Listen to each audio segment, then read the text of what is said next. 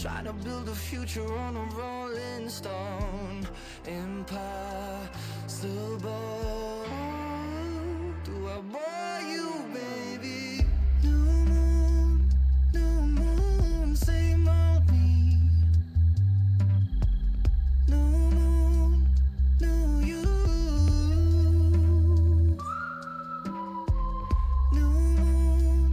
New moon, same old me. New you.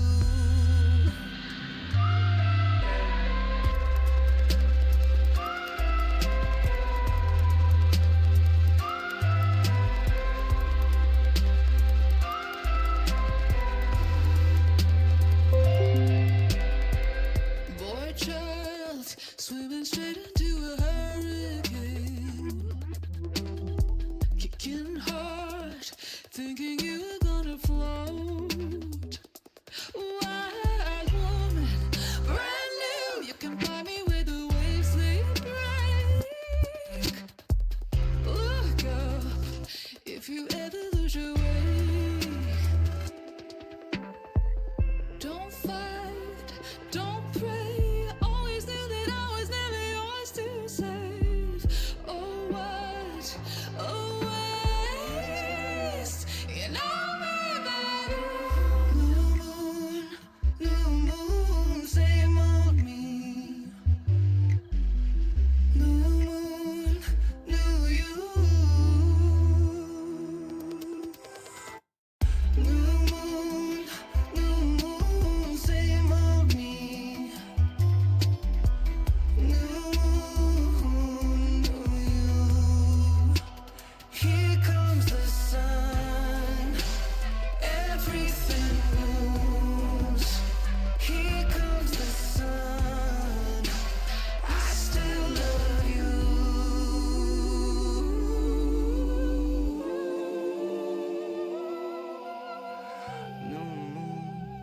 New moon, same old me.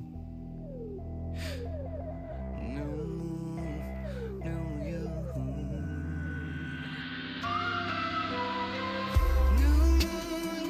New moon, same old me. New moon, new you.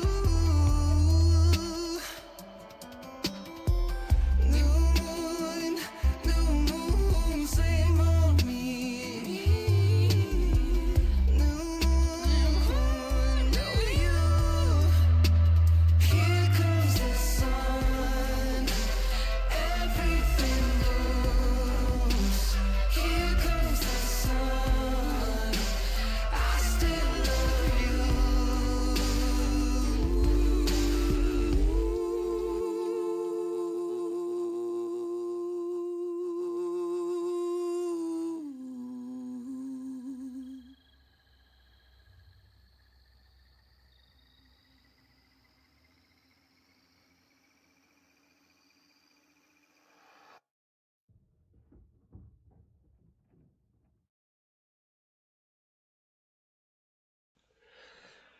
Sorry about the two songs. I had to handle something. I hope they were enjoyable. I love Brimheim and all of her discography. But yeah, it's Ebbin time. My favorite part about Esoteric Ebb.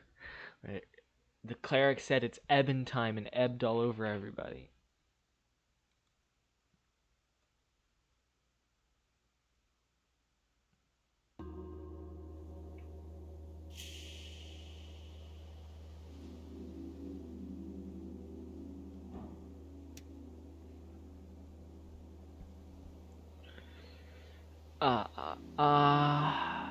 We're still at Simmy's, that's right.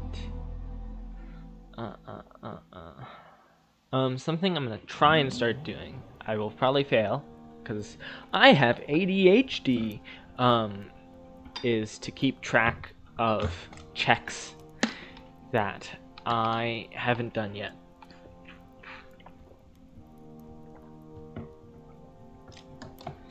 Da, da, da, da, da, da.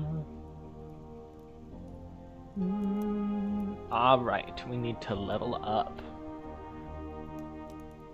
What are we interested in leveling? Our standard build right now gives us +1 dex. I think it's worth to upgrade our dex in that case.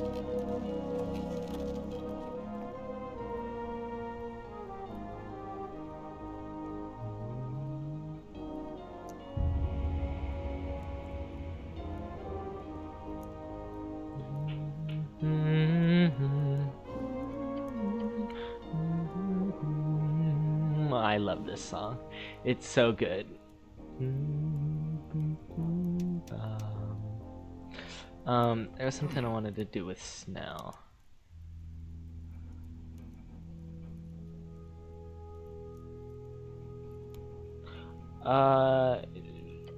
It reset.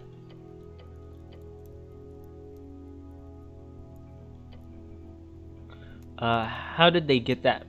How did they get a printer in here? Whispers back, no clue, but I'm guessing some esoteric bullshit was involved. So what's your position in all this? Are you helping me in this rough world of ours?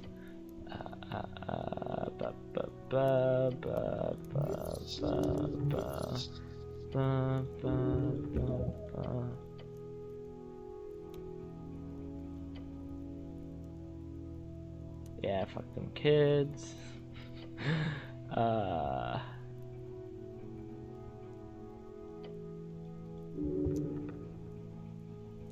Okay, back off for now.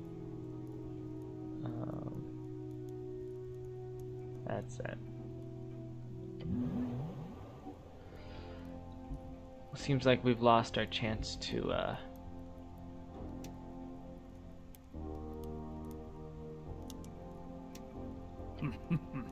Mr. City Man, bink, bink, bink. Sure, got some questions for you. That's it. Anything we can do with Medusa?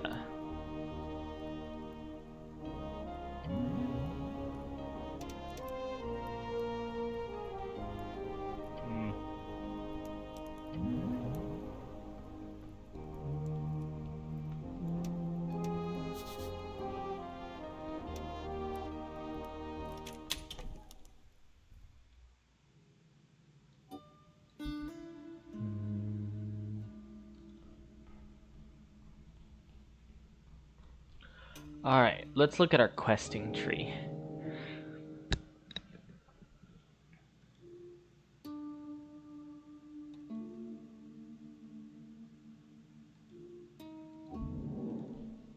Yeah, that's something I want to do real quick. Is run over to I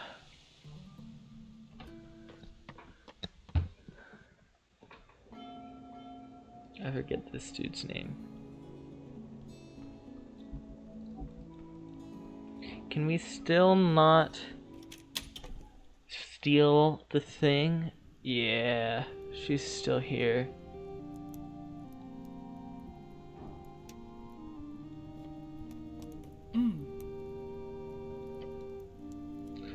We can charm person, but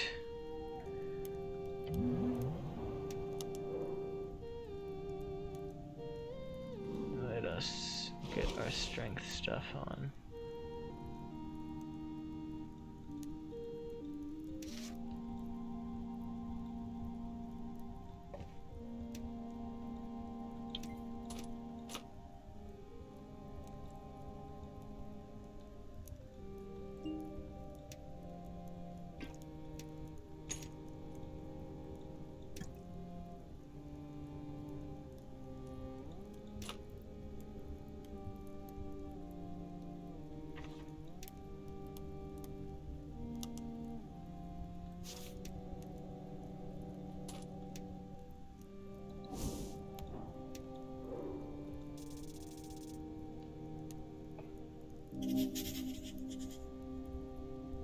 Orc, Fellfolk, level 4 fighter, neutral evil. A traveler, she is not settled here. Her belief is weak, she does not use it. Her religion is power. Is she evil? No. Perhaps an arbitrary arm of an institution, but no mere puppet. Nothing you can say will sway her. She will play you until the end.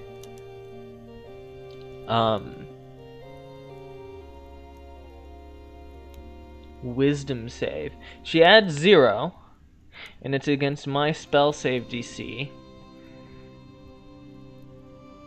Which, if we switch back to our wisdom build,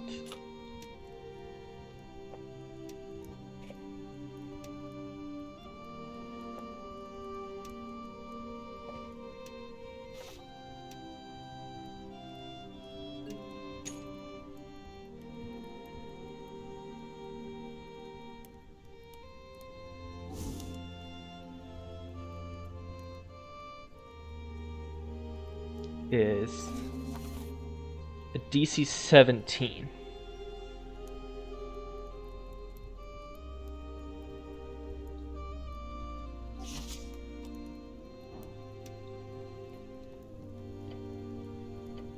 Vera's watching you quite closely.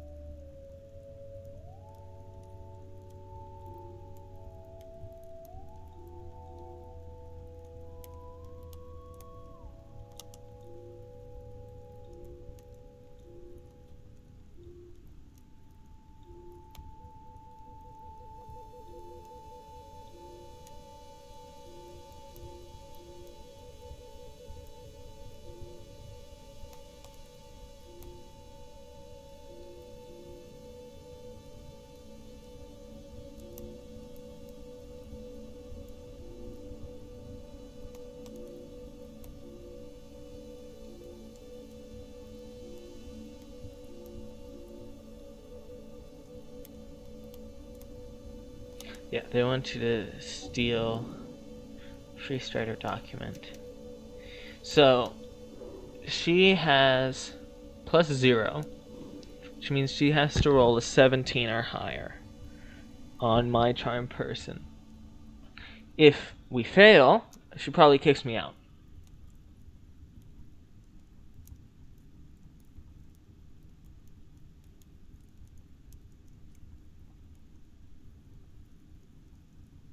But I also don't know if it'll actually give me access to the thing that I want.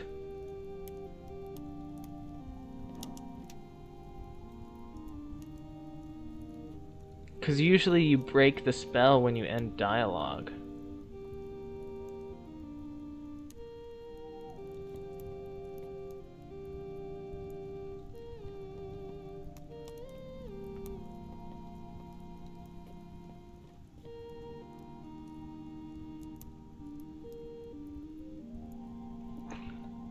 I'm really curious, and I don't want to save Scum.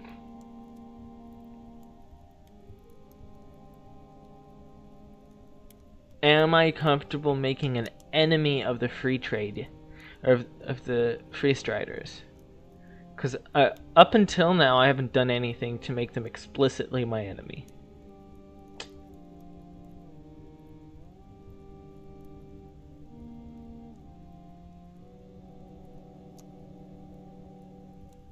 Is it worth trying to sabotage them?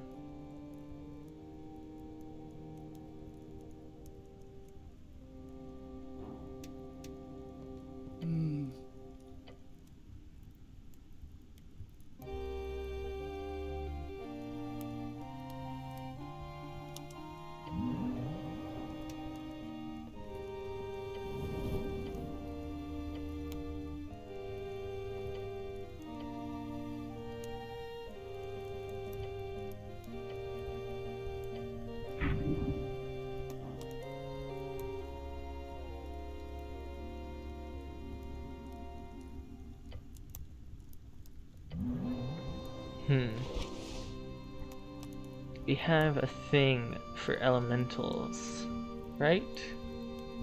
Or no, it's what's her name that sells it?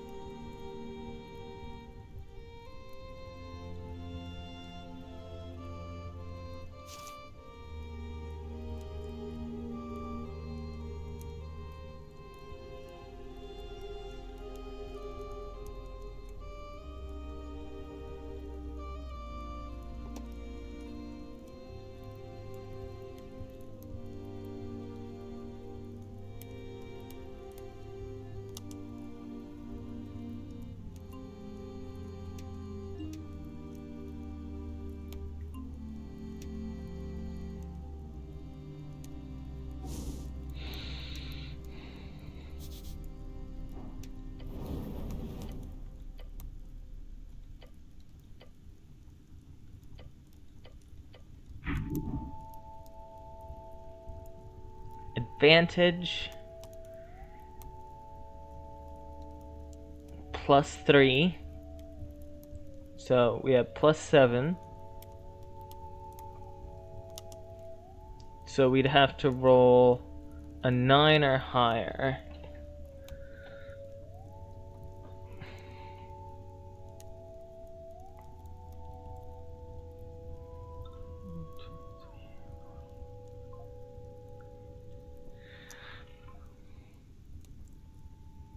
So we have a 40% chance of failure. We've got a 1.6 chance of failure with advantage, though. Let's do it. Woo! Shield. Your skin is a shield. Take off your right glove. Huh? Place your hand in front of the smoke guy right in the flames. You reach forth. Oh, Smoky Boy, what the critting are you doing? With your second hand, you cast Druid Craft, causing the flame to wrap around your hand. Holy hells and bells and stuff, it exclaims and dances around your searing hand. It is not a lot, but you can sway the flames by tugging primal strings. Gods be damned, dude. This is enough. Slowly remove your damaged hand from the fire. Your heartbeat screams in your ears, blood rushing, adrenaline pumping. Beyond your body, the smoke creature laughs wildly. Haha, you're awesome! Fuck it, I guess you are an elemental lord. I'll look the other way.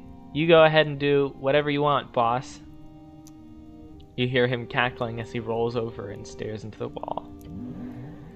But, I assume...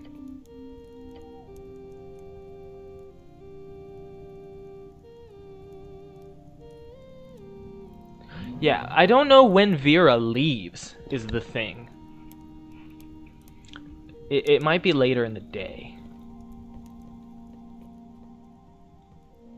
Ooh, what is this? Free cities, democracy, prosperity.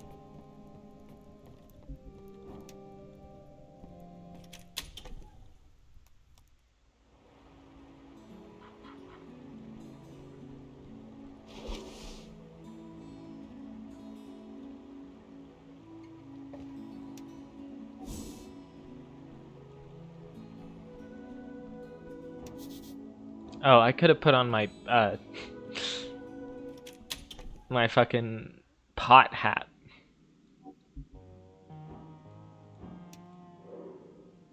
Snurr, that's right. Hello, Snurr. Life is pain, what do you want? That's all for now. Let's look at the Dark Book of Shadow by the Shadow Lord.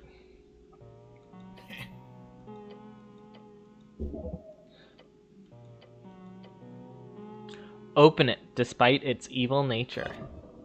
The text is not dangerous, but the pages show but a holy scripture of the Shadow Lord's lost religion. One of eternal servitude and the search for life in death. However, you remember it well. This was the first book you were ordered to study as punishment for your idiotic behavior at the towers. You remember your first journey towards the esoteric. Recall it.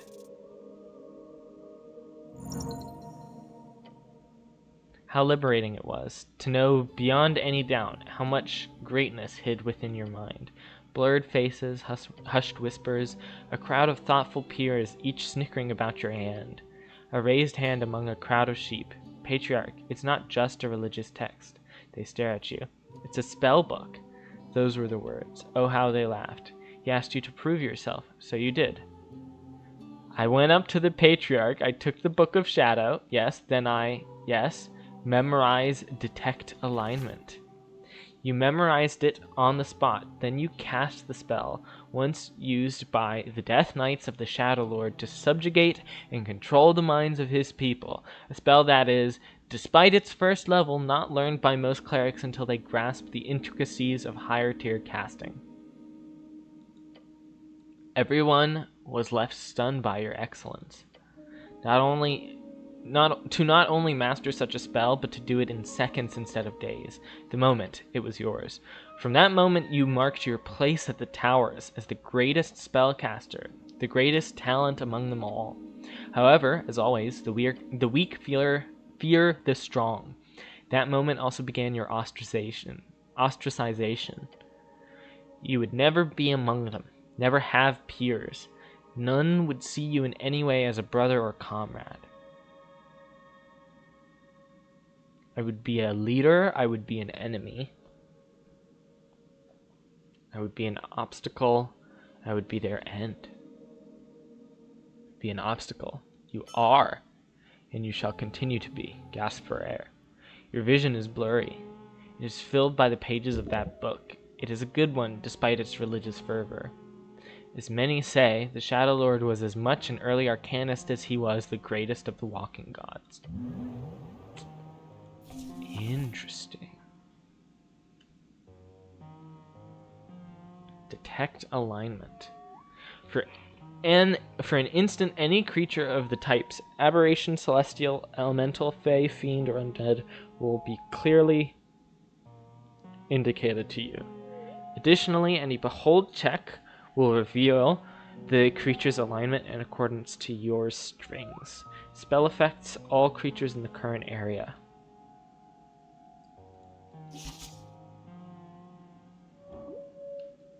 I want to put that on immediately.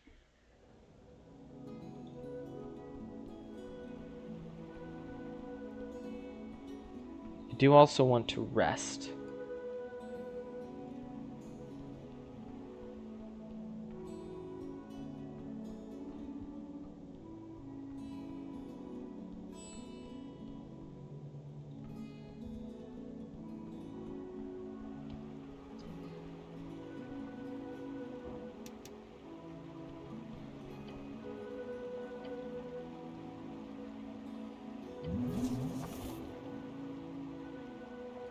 Bless. Cure wounds, detect alignment.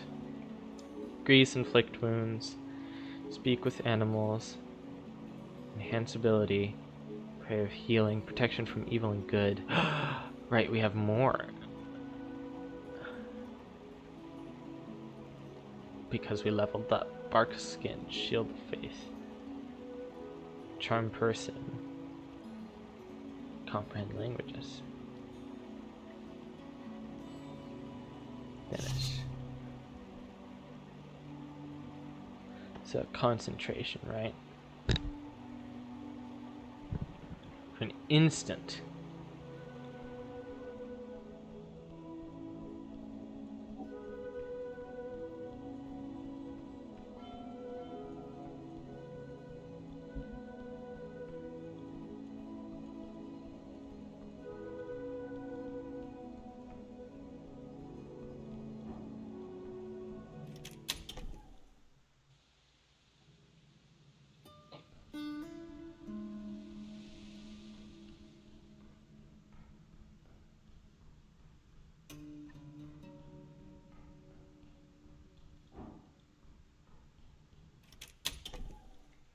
can we finally... It's very interesting without, fucking finally. Monstrosity level 14 Gynosphinx, lawful good. Strength 18, Dex 15, Con 16, Int 21, Wisdom 18, Charisma 18. God damn. Thousands of years spent guarding a hole in reality. Remember, her perception is beyond your ability to conceive. For her, a day is a fleeting moment unless you make it memorable. The Gynosphinx giving out riddles. A woman searching for something, anything, even remotely interesting about these scurrying mortals. Why else allow them into her lair like this? She is not being exploited. Whatever deal she struck with the tavern keep, this beast of yore could break it at any moment. None of them hold any power over her, yet she cannot leave. Resentment. Anyone sane, with even a sliver of mortal understanding, would feel resentment after being stuck in one spot for millennia. Olzis, this oh-so-powerful creature, feels a hint of resentment towards her masters. Perhaps that is why she entertains this fleeting moment. Little one, she says and looks right through you.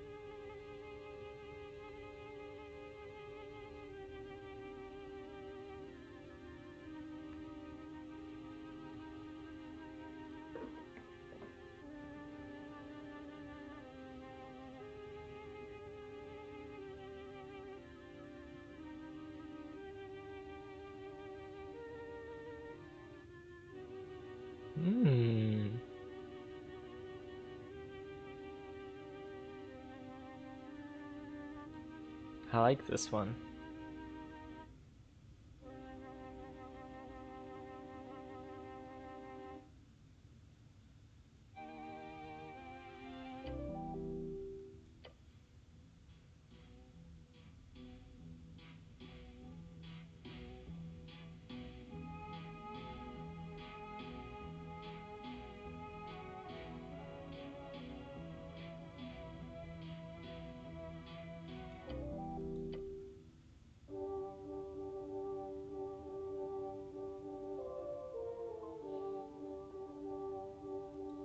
Nah, I'm gonna play this one.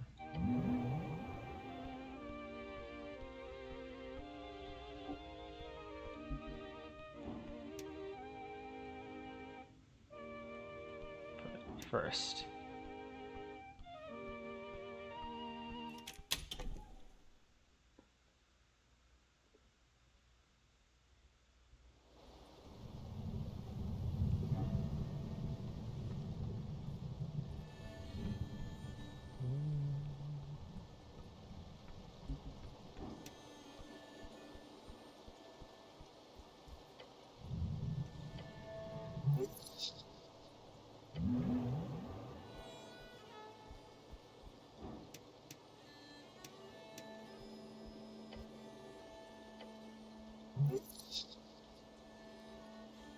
Is that you, Snell?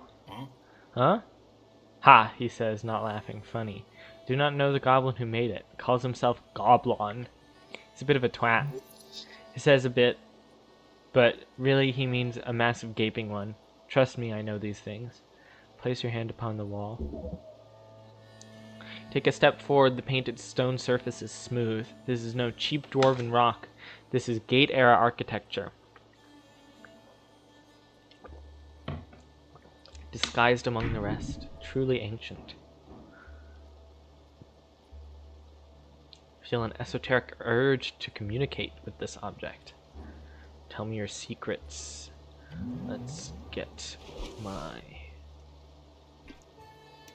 con shit on.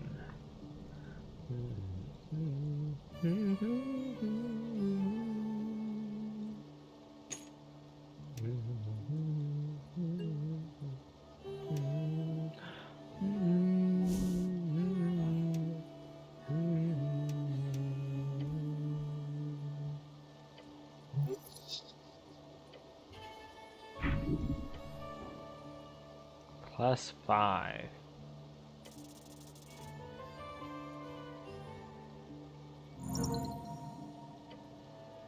25, baby. You sense a crack in the wall. It wasn't there before. Then you hear the voice. Faint, hoarse voice. Secrets end when spoken. Did the goddamn wall just talk? The goblin says and laughs. Esoteric bullshit really does follow you around, doesn't it? Talking to walls now. Awesome. It's like being a wall. Nothing. Nothing good or nothing bad. Nothing in isolation. What do you know about Norvik? Nothing. Do you know what Norvik is? No. Makes sense, at least if the wall is older than the Reconquest.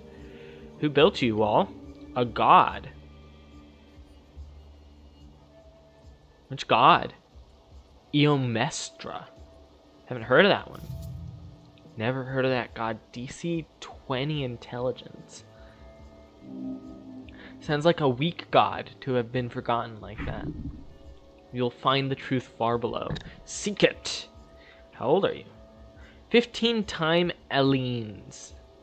How many years is that? 2,000. What is your name? Chansey. Oh, really?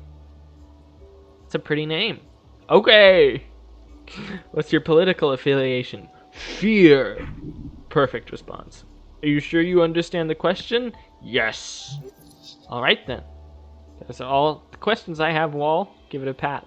Okay. The crack disappears as quickly and silently as it came to. Then silence. You really have a knack for getting info out of anything, cleric. Nicest wall you've ever met. The walls of this place hold more spirit than the people. Proud of the wall. Thank you for your time. That was lovely.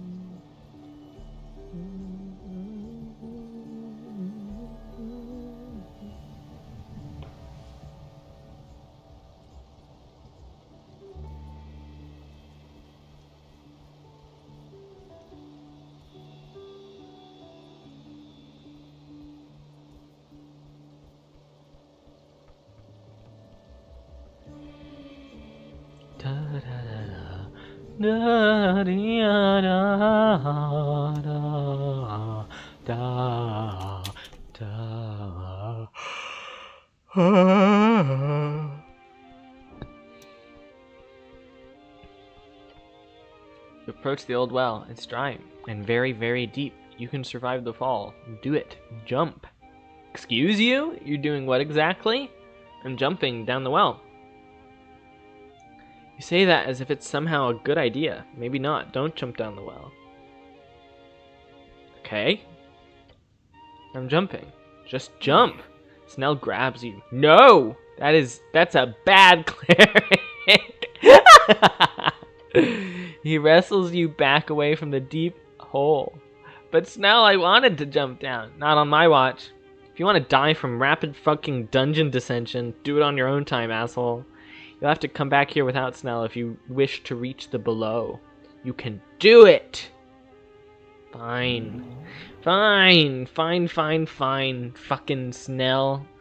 Killjoy.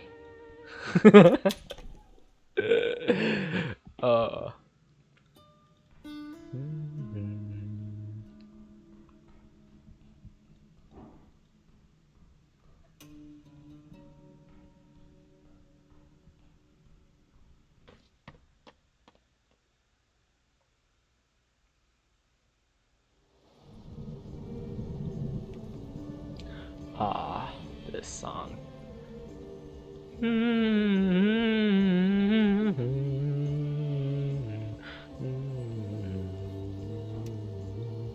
How we doing on money? 196.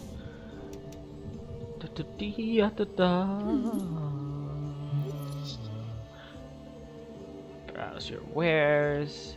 Great. What can I interest you in? For example, she taps a brass bottle sitting on the shelf behind her. See this empty Afridi bottle? One housed a fine fire spirit, it did. Now it's empty, but still enchanted with great power of the fiery elemental plane. 500 crowns. Right. That's all for now.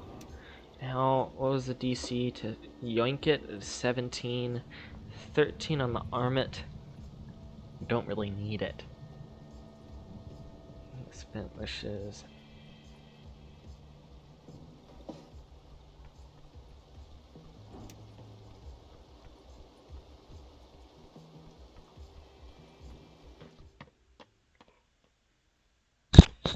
Sorry.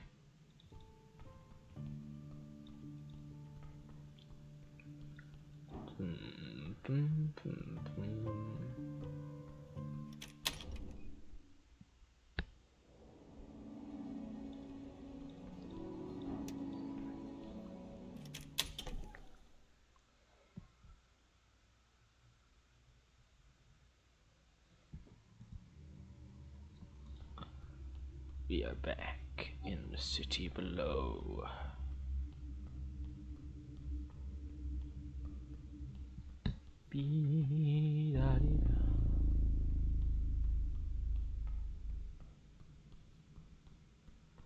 Alright, let's finally explore this way.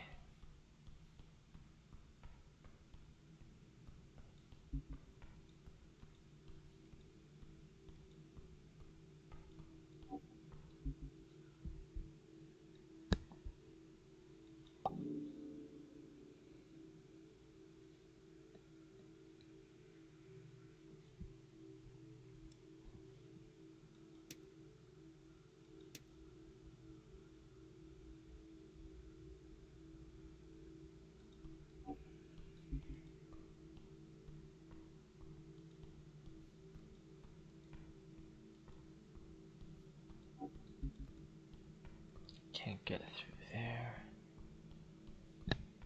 There's a skeleton right there. An esoteric shard in the dark.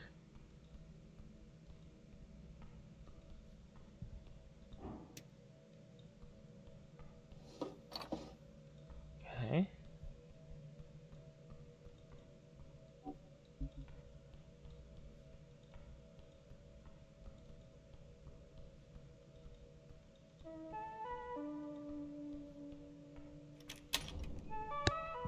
Yeah, one-way door open, baby.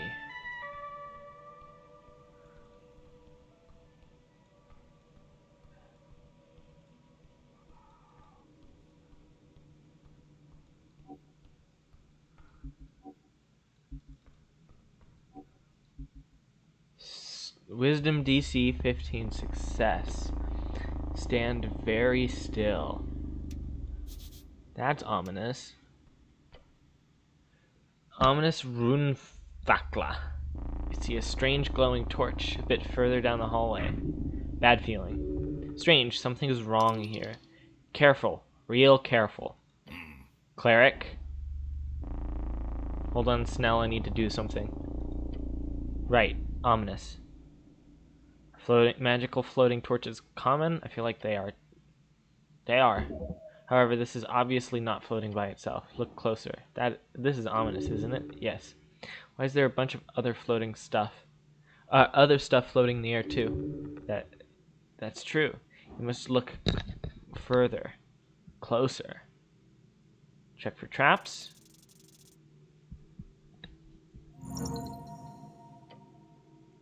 You look down the hallway, real close. Then you look at the walls, then the ground. Wait, why is there no dirt on the ground? There is absolutely no dust or grime or little rock pebbles on the ground here, right in front of me. Oh, And there's a bunch of floating stuff in the air in front of me. Stuff that looks like it's slowly being dissolved by some powerful agent. That is a bad sign. In fact, it really sounds like a perfectly straight line, after which the dungeon floor is clean. It's clearly a cube! A perfectly flat wall of perfectly translucent gel stands before you. The goblin stumbles back when he realizes what you're saying. Oh gods! That was close! Huh. Leave. Can't reach that from here.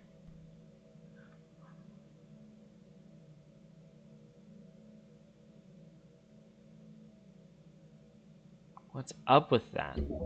It's a magic item. Torch built to burn forever. Huh, doesn't it... Could you get that torch, Snell? No. Could you? Possibly? Let me rephrase. Could you do it without having your skin be dissolved by the gelatinous cube? No. The goblin lets out a deep sigh and looks across the surface of the jelly monster. The cube's weird. They're usually way more aggressive. The fact that we can stand here no problem means something's way off.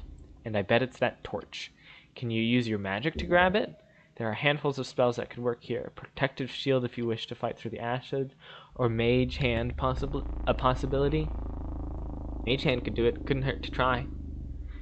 You would have to do that in that case, by casting it instead of focusing on this. Doesn't it feel like that torch has something to do with this weird gelatinous cube? It does. Warmth. It is drawn to it. Not sure what you'd do about it, though. If you'd be able to reach it, maybe you'd find out more. That'll require you to, go inside. Or perhaps use Mage Hand. Could I actually reach the torch? Cube will let you walk to it. However, it will clamp onto you quickly, so you need to move as fast as you can before it decides to hold you tight. If you manage to move far enough while inside, then you could reach it. Nah, I'm gonna Mage Hand. +1 wisdom gives you 10-foot light. Mage Hand quickly grabs the torch and flies it through the gel towards you. The speed of it is clearly faster than the cube can react. Nice. It lands in your hand. You feel the rough and gel-covered surface stick to your glove. With the torch in your hand, you feel the esoteric tingle. Turn off the torch. The click reverberates through the cube. Then it shudders. Oh gods. Oh gods, it's getting mad. Look around. You see the gelatinous cube shake more violently for every passing second. It is searching for heat. Within the cube, you see what could only be described as cracks. It appears to be falling asunder, flopping and jerking. The many pieces of the cube are flung across the chamber. Ah, this explains it. This is not a cube. Dividing. Smaller pieces smashed against the walls of the chamber, causing a terrible tremor. A ballet of goop until ultimately each and every piece has escaped into the ventilation slits.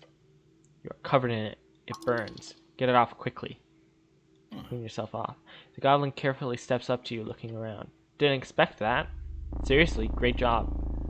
You see the last pieces of goop slip down into the cracks near the wall. That really hurt. I don't doubt it. What actually happened here? Gelatinous cubes are able to unite for a short duration. However, if more than two were to pack together, the combination would become unstable within seconds. What happened here was obvious. A multitude of cubes all came together to enjoy the endless heat coming from the rune torch. The heat, or perhaps due to some cosmological chance, the unity of the cubes found an equilibrium, which was then distributed once you turned off the heat source. The cube sure dropped a lot of stuff around the place. Let's see if there's anything interesting. You hear excitement in his voice. He clears his throat. Related to the tea shop, that is. The goblin wants some loot? Who can blame him? There are pouches spread around the chamber. Perhaps magic items left behind by previous victims. Cool. Loot. Something in this pot. Docile stress cube.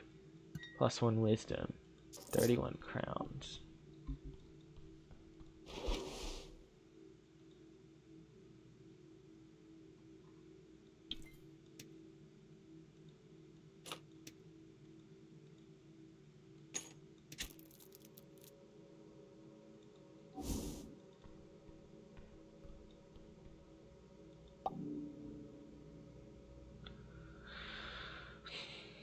10-foot light versus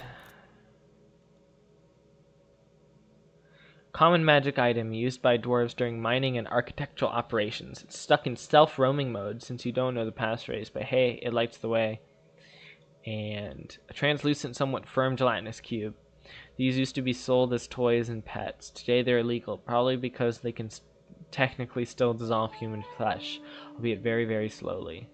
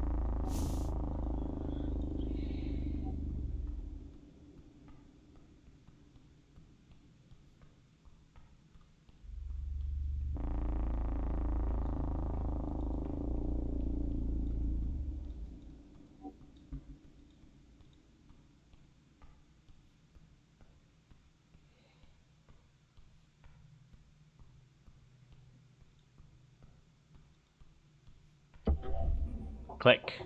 Yeah, about what I thought. That is not a good click. Bad click, bad click! Feel pressure change. A rushing wind causes you to be pulled just an inch further into the hallway. Then you notice the wall holes opening up. The goblin behind you is already in action. Back! Now!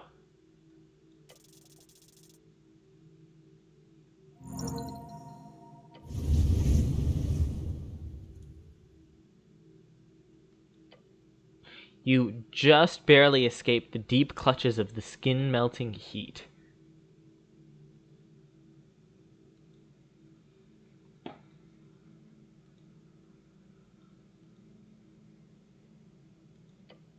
Standing up, you realize the fire singed the edges of your uniform.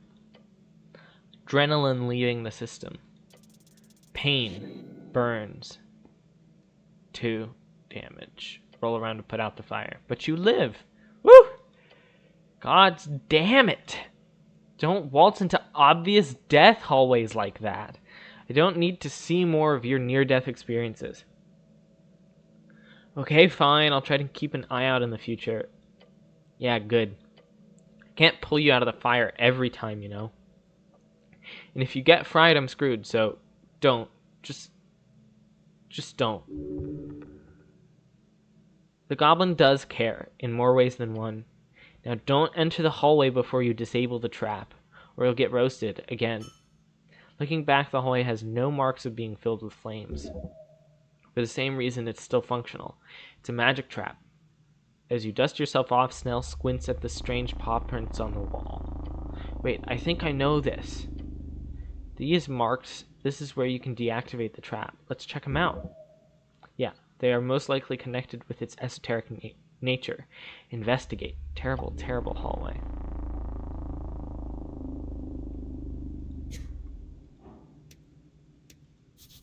Paw prints, one on each side. There are 2 faint paw prints here, one on each side of the hallway. I think traps like these are my least favorite part of the job.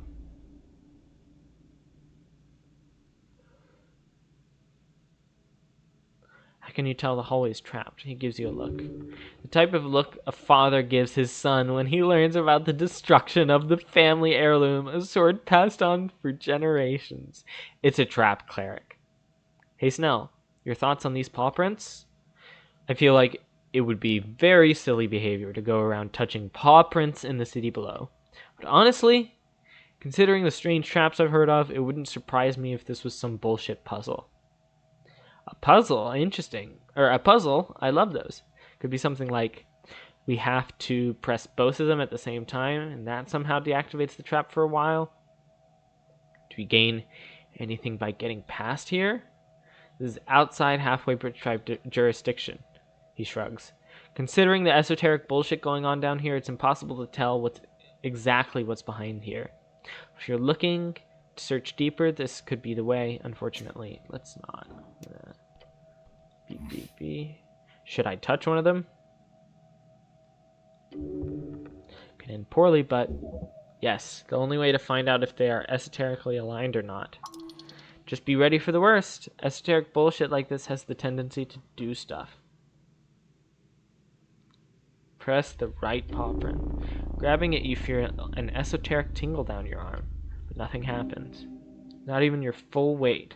Pressing against the stone could make anything happen.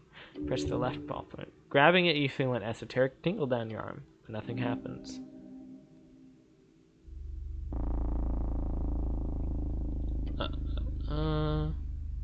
Puzzle, I love those. It's worth a try. Suppose. What's the worst that could happen apart from being polymorphed into a rust monster or something? That won't happen, will it? Being a man means taking risks. Let's do it. That would never happen to me. I'm too lucky. That won't happen, will it? Of course no. Oh no. Of course not, cleric. Intense sarcasm. A defense mechanism. You get into position and look over to your companion at the left paw. He reaches up to it after a moment of hesitation. Ew, yeah, this is magical. You see him shiver at the realization.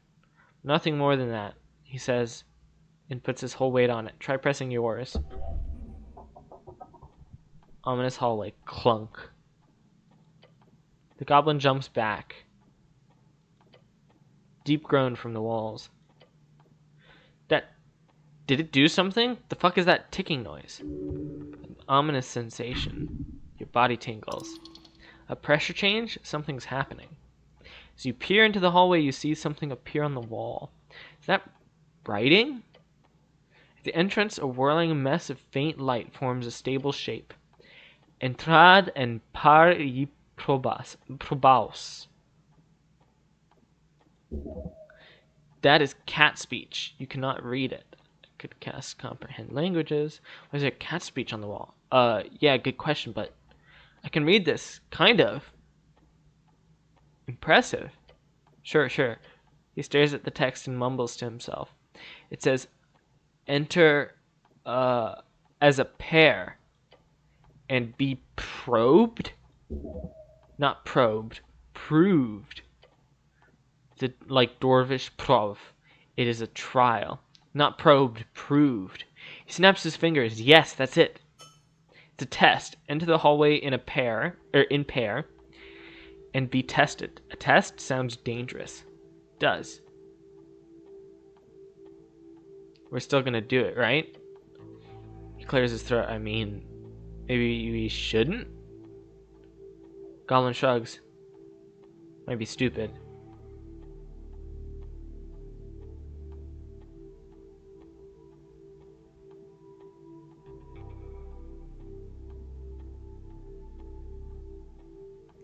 Yeah, let's not. Give him a nod and leave. I want to rest.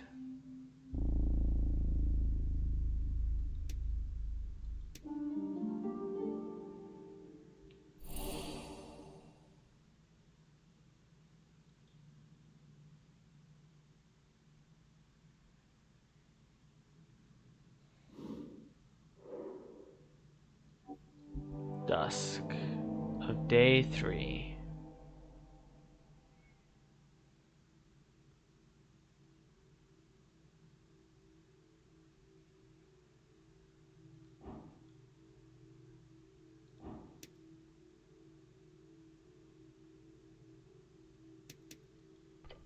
Alright, let's do it.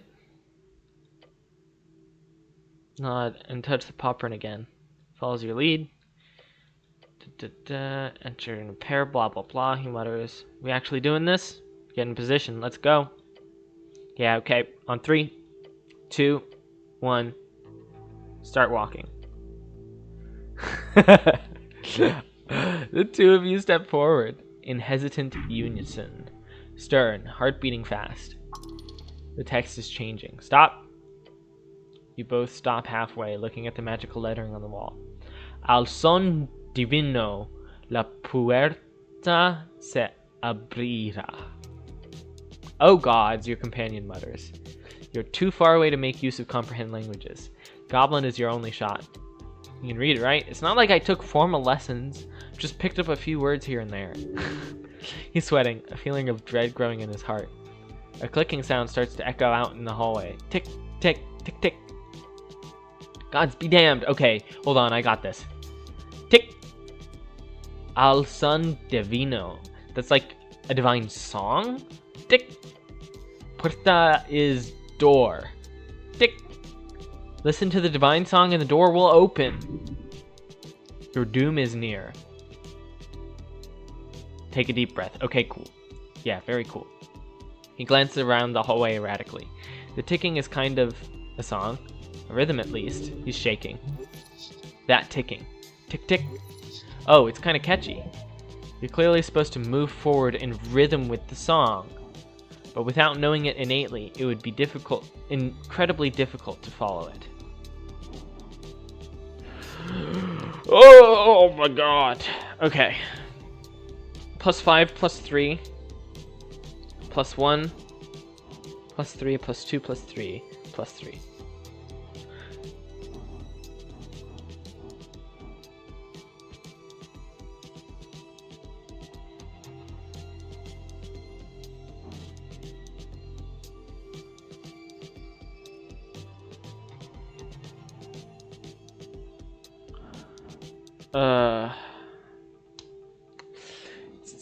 DC 15, 10, 7.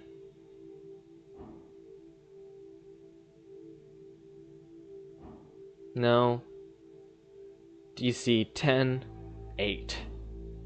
DC 7. Equal shot of either of these. And this one is more interesting to me. Woo! You cannot know this song. It's simply not possible. Even if it did survive through some obscure document, the chance of you knowing this cat tune is approximately 0. But it's not 0. Unless an esoteric phenomenon happens to strike you, then it is. Unless, yes. Listen to that ticking. It's simple, but it's also familiar somehow.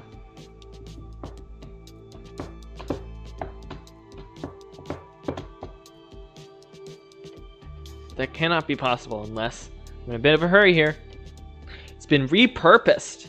This is a chant. You know it well. It's the river chant. I'm sorry? The ticking. It's the river chant. You know it? The prayer. I've heard it, but oh. He nods. Okay. Okay, I get it. The goblin has no idea why you're saying what you're saying, but he trusts you somehow. What are we doing? Follow my lead. Count down from 3 and step forward on 0. Tap, tap, tick, tick. The rhythm lives in your soul. It must have been passed down. It lives inside your joints. The power it wields over you is indescribable. You repeated this prayer, this chant, for unity and alignment, and enlightenment, for reasoning and meaning. Take a step forward alongside Snell. 1, 2. 3, 4, 5. 1, 2. 1, 2. Goblin keeps up. Each step forward made with trembling, adrenaline-fueled fear. Breathing, fluids coming up, kept down. Oh gods, oh gods, oh gods. Take those final steps. 1, 2. 3, 4. He mouths as he joins you in those final steps. 3, 4, 5. Oh shit. He takes a deep breath. We're out. Oh gods be good. We're out. The gods favor us, Snell. Enjoy being out of the fire trap. Pant and groan on the ground to keep yourself from crying. Or we could have died there. We could have died there. Yeah, I think we should have, honestly. And cleric, look, he mutters and points to the wall once more. Another line of shifting magical text appears. Pasad libres por mandato celestial. Pasad libres. Passage is free for mandated celestial. What? It says we can pass liberally. Oh. We can pass liberally. by celestial mandate. Hells yeah, we can.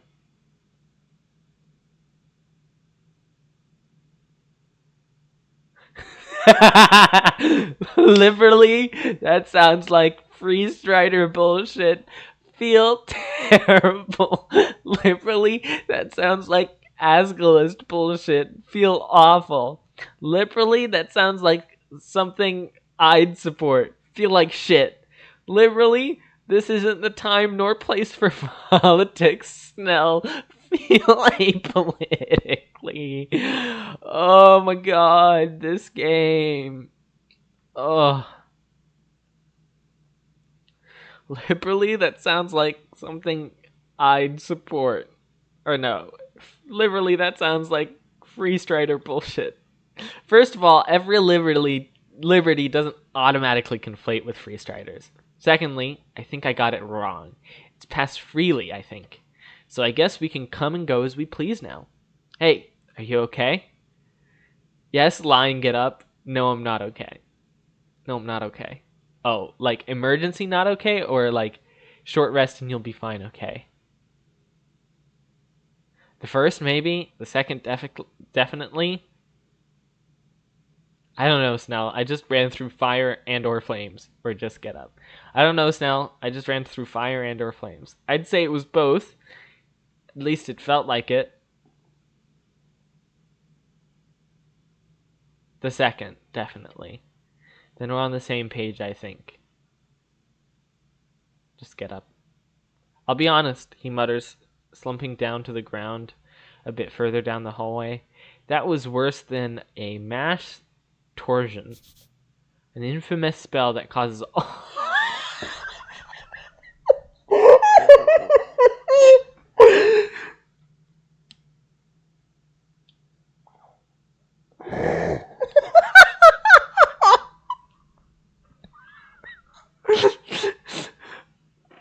There's no fucking way.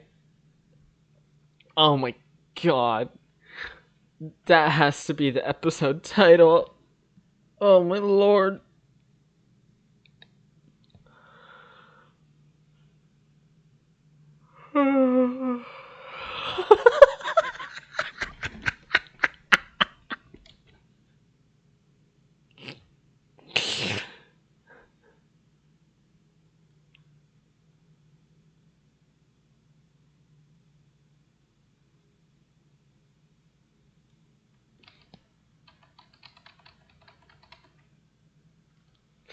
My god. I'm just testicular torsion.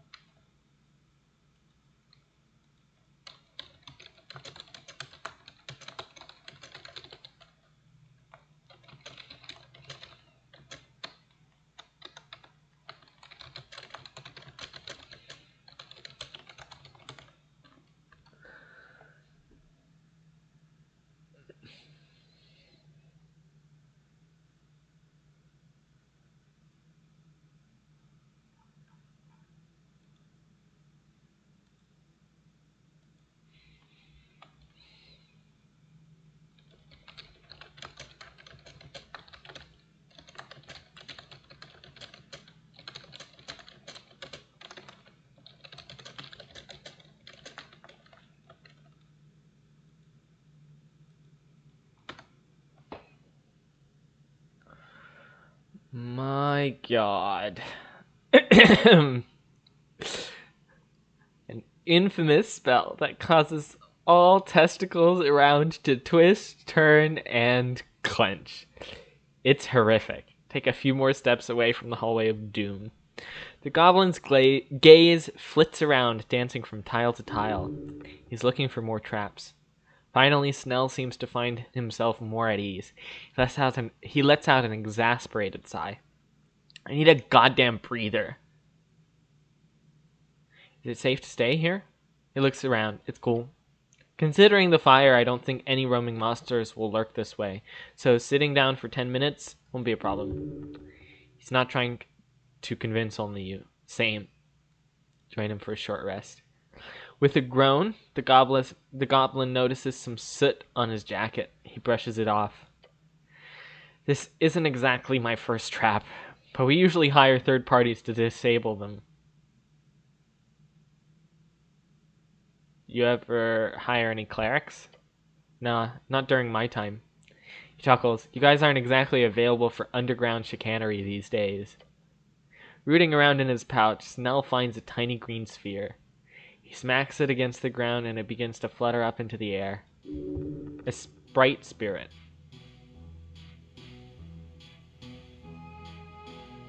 Cool sprite. Thanks. Sadly, it's my last one. I have dancing light. You didn't need to... Then the goblin leans back against the dungeon wall, making sure to check for any trap mechanism beforehand. Look, I work mainly in Upper and Lower Tolstad. The city below is not my responsibility, usually. So apologies if I don't have these magically shifting tunnels memorized like some veteran adventurer.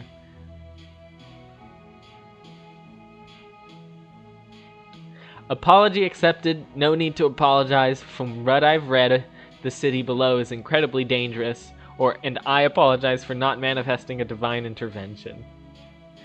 Both of these are good. I like both of these. This one is something I would say in real life. This is a good joke if it's a joke. And I apologize for not manifesting a divine intervention. Yeah, you should work on that. You've heard that the city below changes from time to time, but most people believe it to be a myth.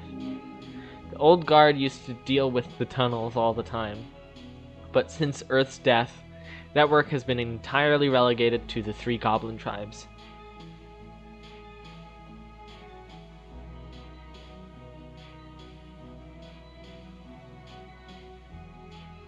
It's sad we clerics don't get to delve these days. Don't want to leave all the fun to you goblins.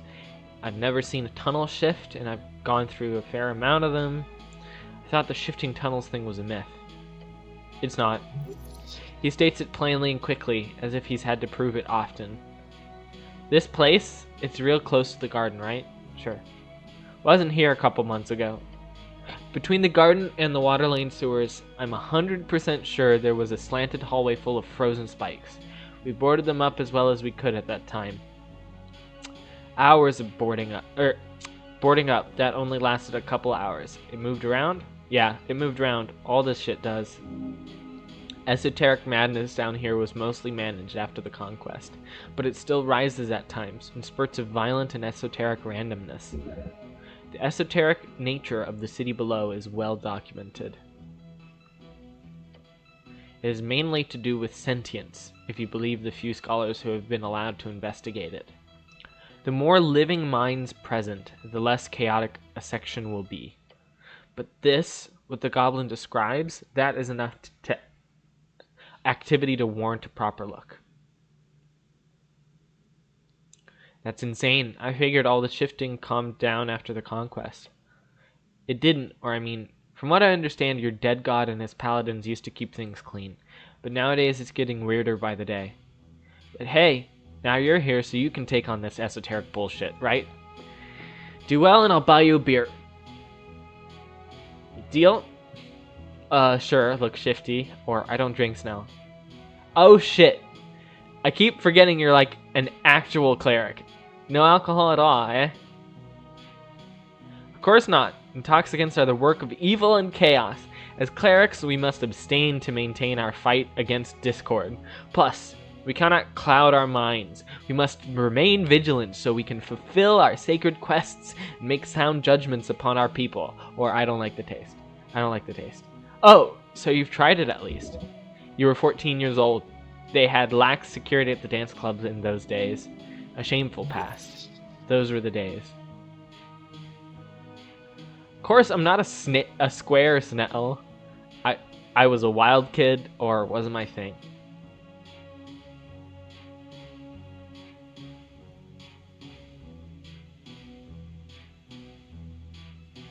I was a wild kid. I'm sure you were, but trust me, the city below is very esoteric. Snell is more than correct. The grand power present in these ancient walls has compounded over eras. All while the mystery of the pillars, these relics of the gate war of yore, is left as a hole in our collective understanding. We do not know why the city below is so esoteric. We cannot know, not in any sensible manner. But if you listen, if you feel the vastness by just sitting here, deep inside the belly of the whale, then you know all too well the mind-consuming truth. The city below is alive. Nod, somewhat. It's also really fucked up, which explains why our beloved city would give up the property rights to a bunch of goblins, huh? He laughs. A sad laugh. And these last couple of years, there's been more and more Reedsian scholars delving to study it. The old lady doesn't let them in on her turf, of course. Chasing them away is one of my many jobs, politely, of course. I'm not some syndicate gangster. He instinctively throws out that gangster comment, bit of a sensitive topic. But the other tribes are more accepting, for a ton of coin, of course. What is your job exactly? I'm a runner and handler of the Halfway Bridge tribe. Look at him until he actually tells you what he does. He crosses his arms. I do a ton of stuff, okay? I run errands for the old lady. Anything she needs. I also make sure our operations run smoothly. Everything from the apartment rentals to the CBS.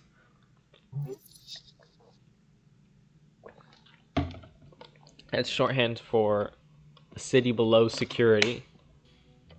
Anything the old lady needs, I do.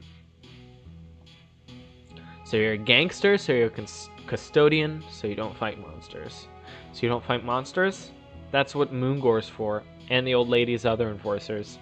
My job mostly just consists of talking to people, cleric, like we're doing right now. A lot of talking and a lot of running around. He takes a deep breath. Exactly what we're doing right now, just without the light engineering. Nice work, by the way, with the trap. Don't mention it. My cat speech isn't the greatest, so I'm not sure what I expected. But we're alive. That's all that counts. He's a bit shaken up over it. As are you. You okay, by the way? No serious burns? No need to visit a healer or anything? No, I'm okay. Be angsty. I'm very good at abjuration magic. It's fine. Abjuration? He scratches his chin. That's the protect tomato one, right? Ah yes, the old tomato reference guide. They use it in schools to teach the difference between the esoteric categories. You are hungry. Understandable. You've not had a vegetable for a very long time. You know about the tomato cheat sheet? He smirks. Everyone knows about the tomato cheat sheet. He looks proud. He is proud. But wait, is all healing magic abjuration? Because that's the one that protects, right? A shield is protection, but healing sounds more like more of a post-protection thing to me.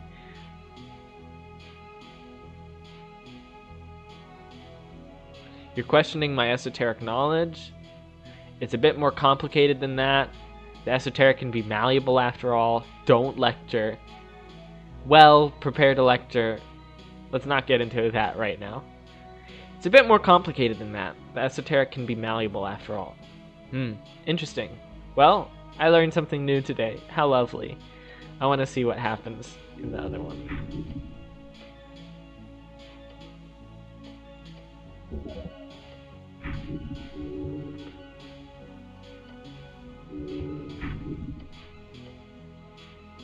Well, he watches as you clear your throat and hold up 8 fingers. Yes! This is what I wanted. The esoteric nature of magic on our coast depends entirely on the original parameters set in place by Yor. While we know little about him due to his death in the Gate War. Right, the Gate War. But those parameters are, like most magic on the coast, based on a fundamentally fluid definition. Yor created a ley line network known as the strings, which are unstable in certain regions, and especially the further away from the coast you get. Thus, this leads to esoteric events. The goblin's expression drops as he realizes what he's gotten himself into. One moment.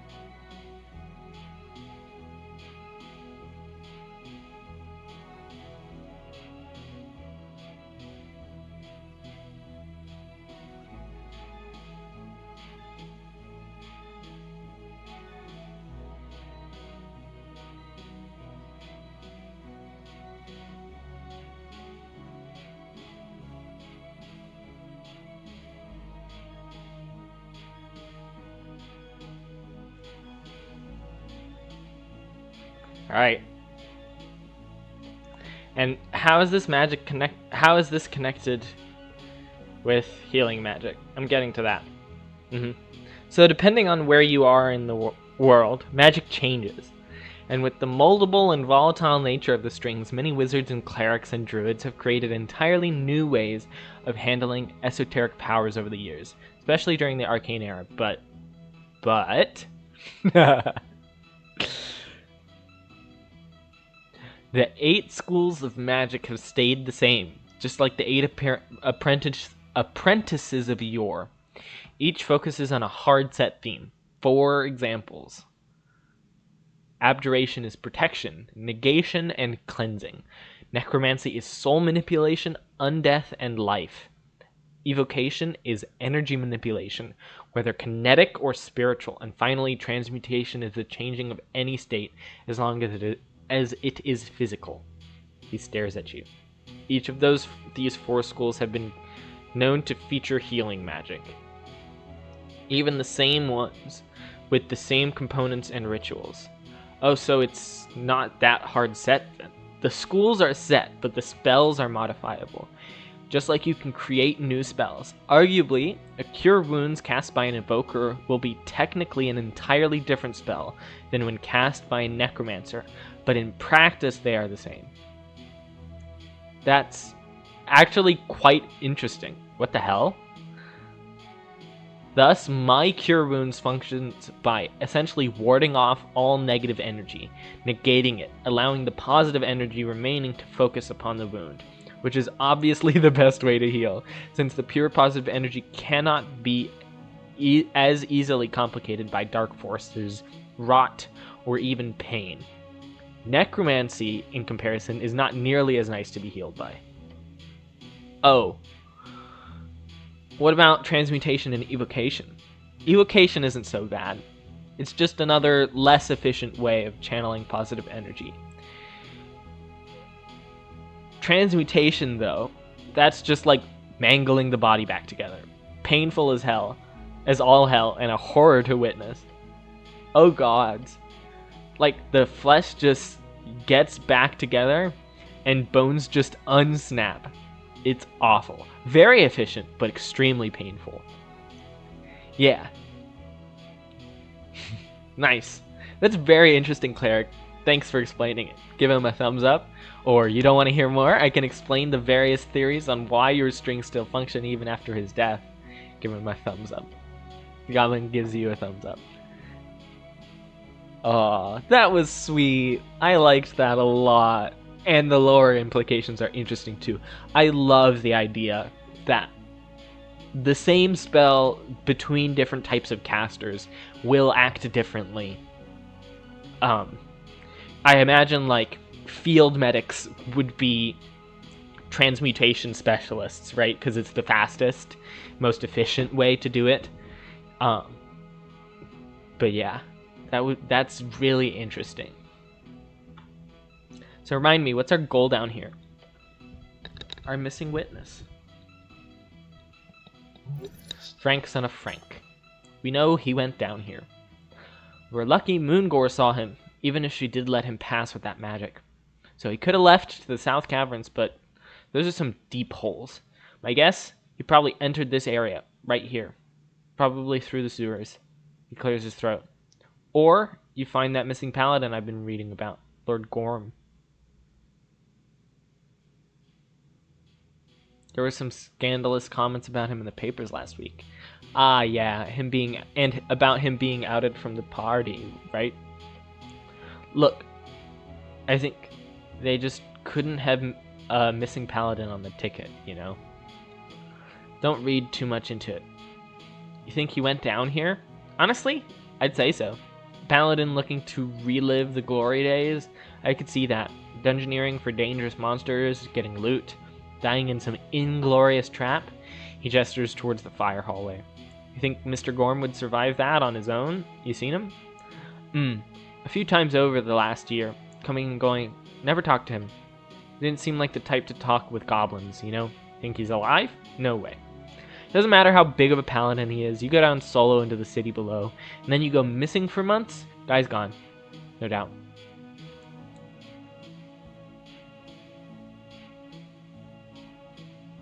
Maybe we'll find his body. No, he's alive, I know it. I don't really care. He left the party behind. Nah, he's alive, I know it. Right, in your bones. But what do I know, cleric? What do I know, he shrugs. You're the cleric.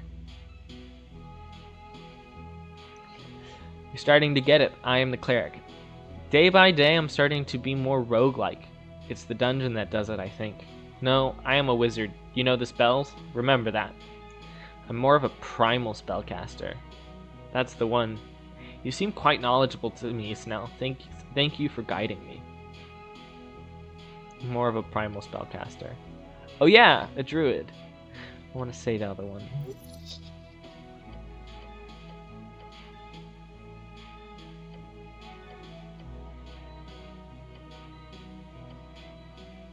You seem quite knowledgeable to me, Snell. Thank you for guiding me.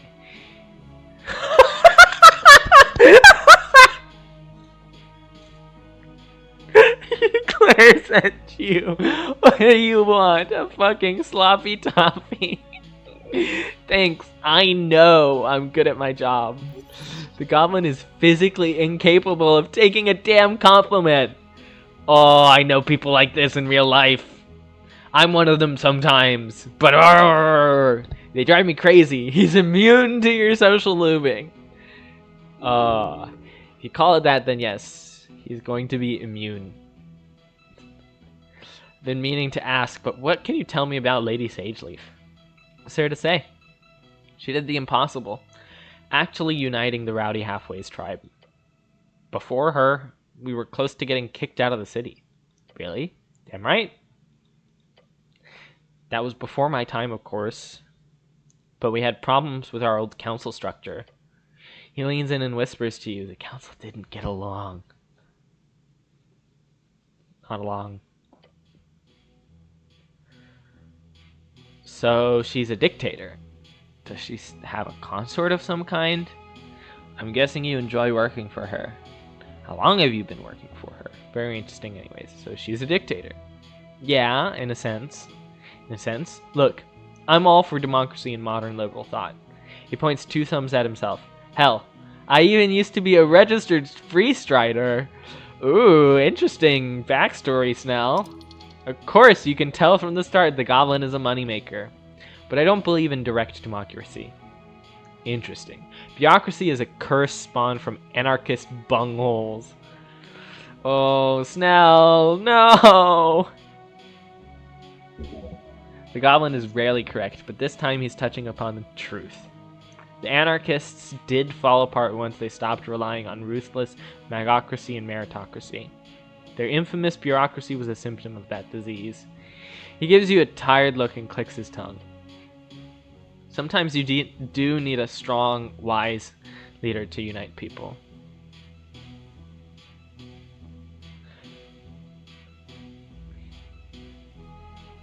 I agree. Earth did the same for my folk. I disagree. Ultimate power corrupts ultimately. You cannot trust a dictator. Allowing one person to wield power to that degree is efficient, but can easily end in trouble for everyone. I agree with both of these. Look interested and odd. I disagree. Ultimate power corrupts ultimately. Can't trust a dictator. Absolute. Oh, you agree?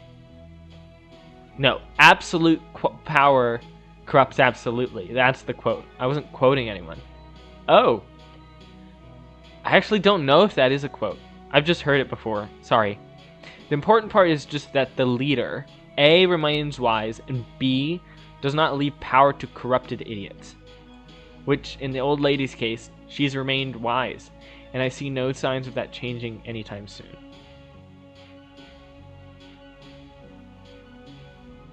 Right, like Earth, he managed to not be corrupted. That's why we need free striderism across the coast, to avoid this conflict. The only way forward is to trust in the wisdom of Asgal, ban hierarchies altogether. That sounds like me. I'd be a great dictator, a magocratic one. Yes, quite, just nod apolitically. The goblin shrugs. I can't give you an objective truth, sadly. But I know Miska Sageleaf. She's a great leader, and I'm proud to serve her. He truly, truly loves her. No leader rules forever. Even those who theoretically can rule forever cannot. A lich can hold power for a millennium or more, but over time it becomes statistically more and more likely for a mistake to be made. Sometimes all it takes is a little push. What about her succession? He looks at his claws. It's complicated. In the case of her passing, she will leave power to the old but slightly reformed council structure. I'd be on that council, for example. I'm one of the designated elders. Sounds like she's of the same mindset as most dictators. I'll be in charge forever.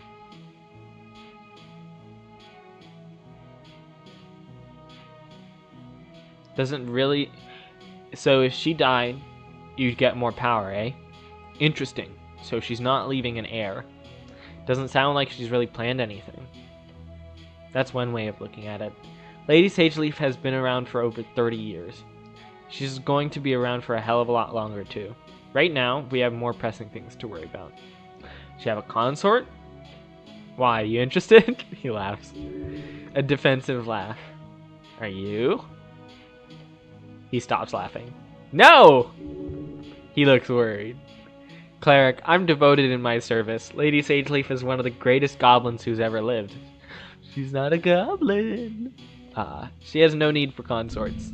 Neither do you. Oh, fuck you, Strength. He is idolizing her. He clearly sees her more as a god than a master. And also, he's clearly got the hots for her. Hee Charisma. Guessing you enjoy working for her, then. I do, Cleric. It's good. How long have you been working for her? The goblin mutters to himself and looks off in the distance.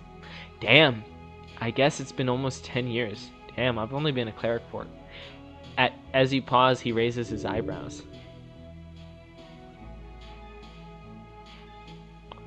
His expression says, do go on. My Earthguard training was 3 years, and I've been at the towers for 5. He chuckles and stretches a bit. Time takes us all. Very interesting. Anyway, what about you, Cleric? What do you think about the old lady? Let's see. To be honest or to be flattering? The goblin probably does not care too much of your opinion either way, but it can be used against you. The chieftain is a pain, but she does serve her people well. That is admirable.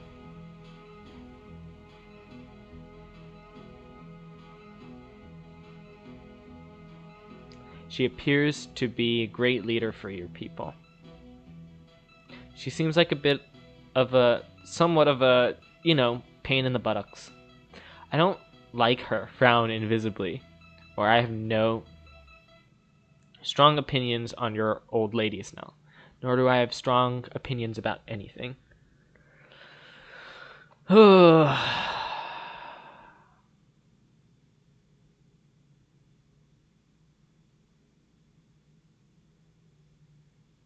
I'm honestly more interested in what he has to say in response to this than this. So he lets out a hearty laugh. Yay! She can have that effect on people. For some strange reason, tall folk don't tend to enjoy being talked down to by goblins, nor women, especially goblin women. Especially goblin women. Yes, that. Look, it doesn't really matter, but as an elder in the tribe, I can tell you as a representative of the city. Lady Sageleaf is a force for good in Norvik. I can promise you that. The non-human folk of Norvik are in many ways oppressed by the state and dominant culture, but the goblins have always been most effective. Yeah, this makes sense. Ever since the horrible genocide. It was a war. A reconquest of fallen land. The reconquest was a genocide. This is not surprising, but I'm glad that they put it into actual terms. Because yes, I'm not surprised that the reconquest, or the conquest, which is what it was a genocide of goblins. Unsurprising. A war against a divine god is not a war. It is a one-sided extermination. The goblins did not have to fight. They could have surrendered, like the three tribes did. The three tribes who were stripped of their culture, their land, and their languages. They were given a new home. They were forced. It was them or us. It was them or us. Fuck! Fuck, game! Fuck! Oh, fucking shit! Fuck! God damn it! This game is getting into some shit I did not even think it would touch. That is what you tell yourself at night. The goblin rubs his eyes. Oh, lordy, lordy. Man, that's fucking rough. You know, it's good to see this. See what? Positive interaction is imminent. Comment on the niceness of this unity.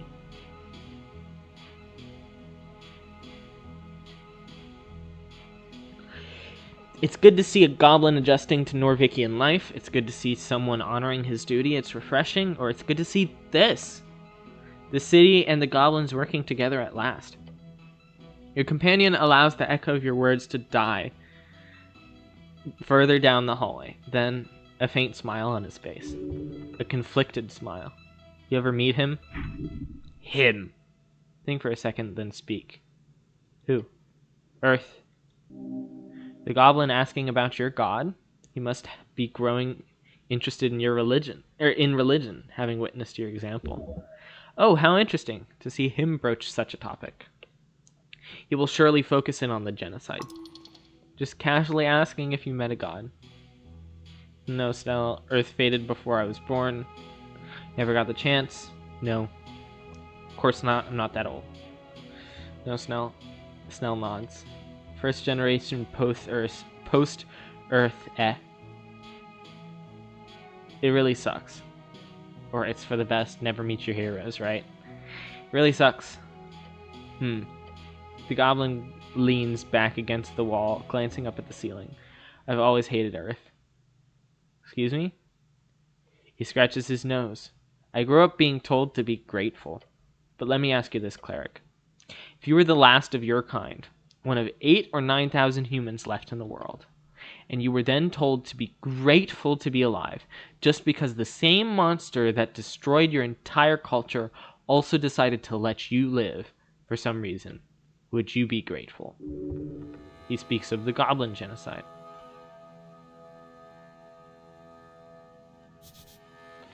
The destruction of the goblin clans. Oh, the music change. Fuck.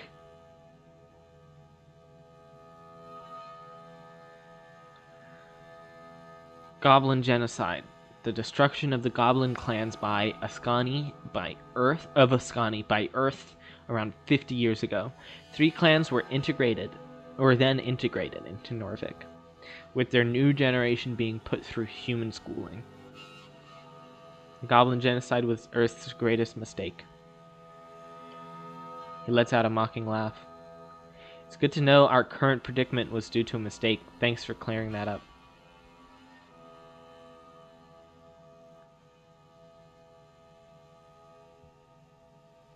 Grateful. Bobbin stares at you. He's expecting nothing good to come out of your mouth. Should you be grateful? It is a hard question. A man should not simply lie down and take whatever subjugation arrives at the hand of a tyrant. But sometimes a man also has to make difficult decisions to protect those he loves. You can be grateful. If you were allowed to live, it was probably because you did something the dead ones didn't. The goblin wants you to tell him you'd share his anger, obviously. If your people fell, then they did not have the power to live. It's as simple as that. But that should not lead to gratefulness. It should lead to apprehension.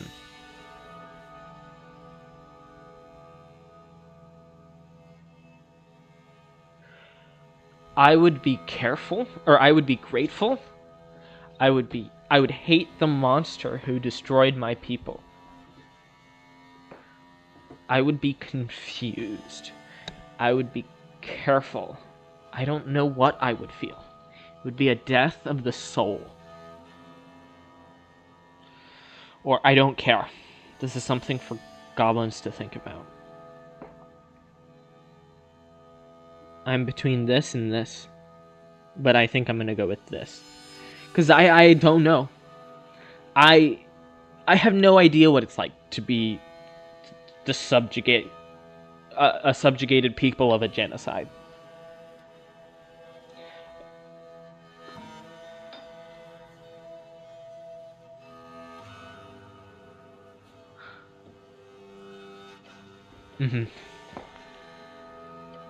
A collective soul of sorts.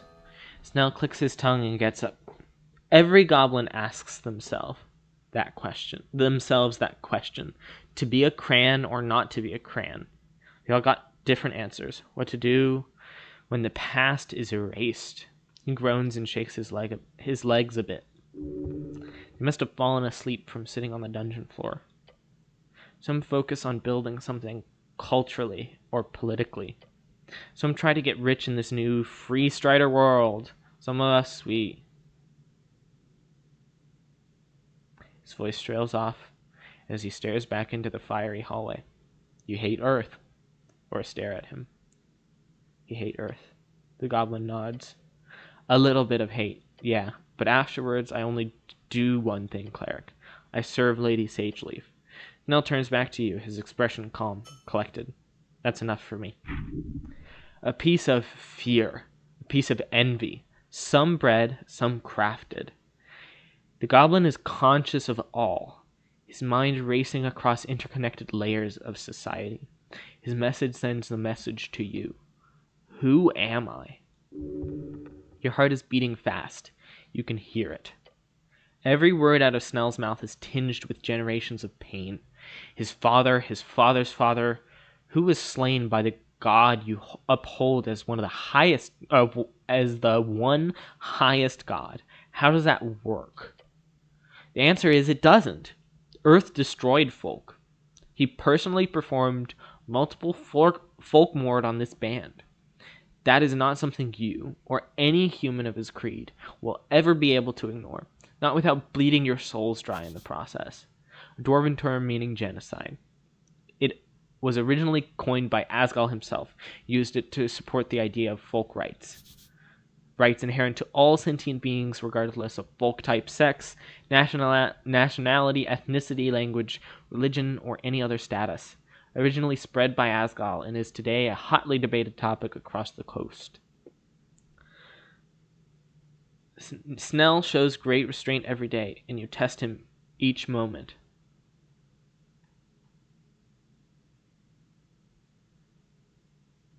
Nod. Your companion looks at you for a while. His yellow eyes seem to behold you, seeking another answer. This one's on me. What? This short rest. It's on me. Lovely.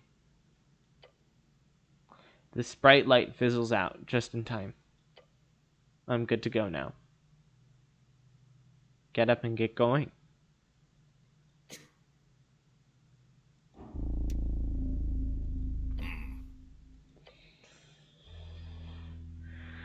Stay information, this place is dangerous. No need to tell me twice. The way, cleric. Fuck! Man.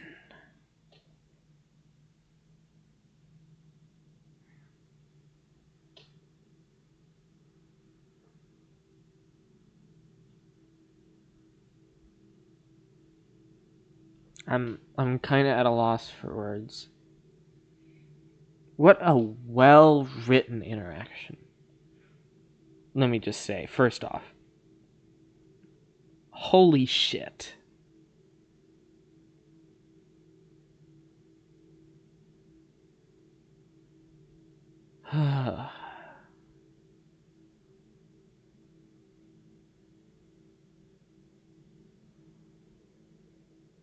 Like, obviously, there's modern comparisons. The genocide in Gaza. There's older comparisons. And honestly, like, more accurate comparison would be the genocide of the Native Americans. Like, killed, not directly by a god in the case of the Native Americans, obviously, but killed through the idea of manifest destiny, the belief that this was God's work, right? Or like a crusade, you know, killing the tribes who fought back and forcing the tribes that capitulated to go to Christian schools.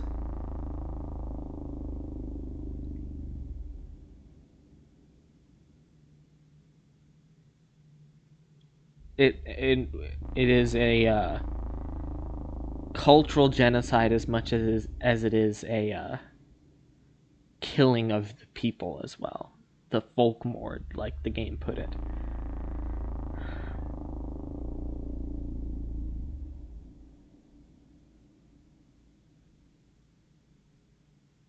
So yeah, no, I mean, Snell is completely within his right to hate Earth for all that he is and stood for and did, right?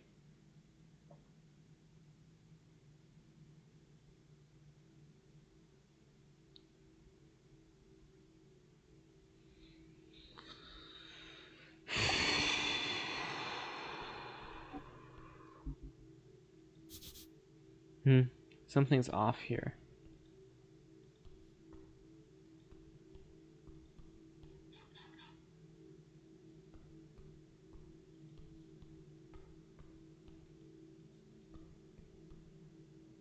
Something is stashed under these heavy rocks.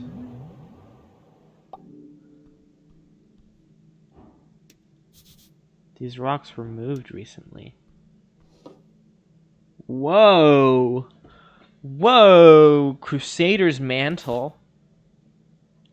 Paladin's insignia. Advantage against Earthfolk. You pick up the insignia. Heavy. Official. Well, it seems like he's dead. Or maybe it was just placed here. The symbol of Norvik, shaped in iron. A paladin's insignia. Huh. Well, there's only one paladin left in the city. Lord Gorm. Turn it over in your hand. The craftsmanship is exquisite. Excuse me. This isn't something you lose accidentally. Not something you abandon. Snell, look at this. Goblin peers at the insignia. Seems official. Some leftover from an old delve? No, this is one of a kind. This belonged to Lord Gorm, the last paladin of Earth. Oh. Oh shit! The one that's missing? The one and only. He goes quiet, his eyes darting back and forth in the dark tunnel. So... Yes, he must have died down here, swallowed by the dungeon. He might still be alive somewhere. We will keep up hope. I don't think we will find this paladin. Me neither. But I suppose this is some type of closure. I will report this to my patriarch once the mission is finished. He lowers his head, as if to show some type of respect. Got it. Examine it carefully. The symbol gleams, even in the dim light. Most strikingly, it appears to be hot red, clearly esoteric, as if containing some kind of magical fire. And if it is here, in this dungeon, then surely Lord Gorm must be dead. Yeah, probably. Maybe crushed by these here rocks or something. Rocks fall. Paladin dies. Lord Gorm must be dead. A truly tragic end. The missing paladin is missing no more. Somewhere down here in the dark. You mourn. You shiver. To think of such an awful end to such a great man. Horrible. This will be reported once you are done here. As for the insignia, it shall be returned to the palace, eventually. May Earth guide him home.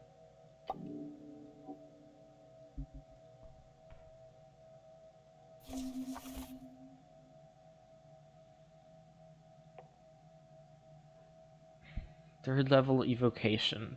Casting time 1 action. Category Divine. Range Self. 30-foot radius. Components verbal. Concentration up to 10 minutes. Holy power radiates from you in an aura with a 30-foot radius, awakening boldness in you and all other friendly creatures. Until the spell ends, the aura moves with you, centered on you. While in an encounter, you and all allies add 1d12 to all ability checks.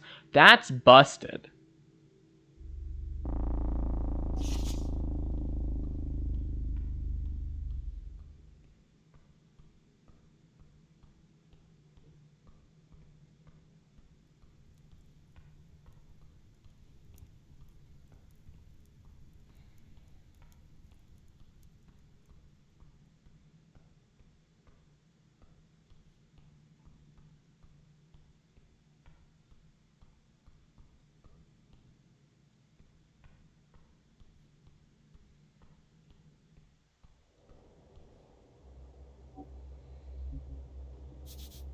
So much food.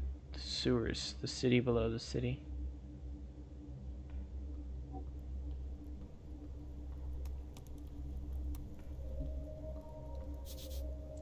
These are the sewers below Waterlane.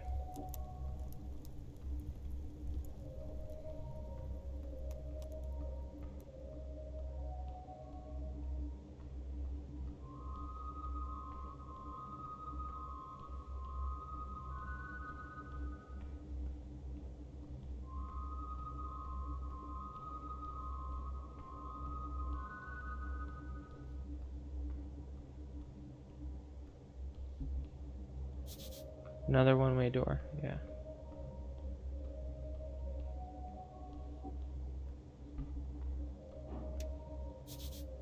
There's a potion of healing among these empty bottles. Yoink.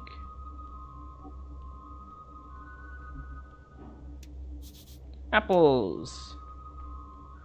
Eat more apples, apple boy.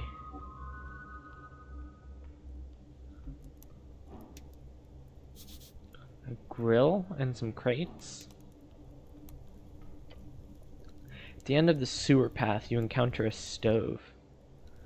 Around it sits some crates and what looks like a ragged bedroll. Whoa! This is a camp. Who's that? Who camps in the sewers? We got ourselves a big sewer rat here. Big enough to camp and cook. The goblin looks around the dark, damp tunnel. I don't like this one bit. Feel the stove. It is not entirely cold. Recent, huh? Is it normal to camp in a place like this? No, cleric. Norvik's sewers are notoriously dangerous. No sane person would rest here, or survive. Look around.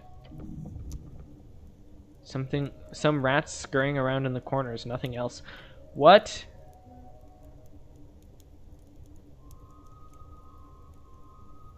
Oh, my hands ability is down. less.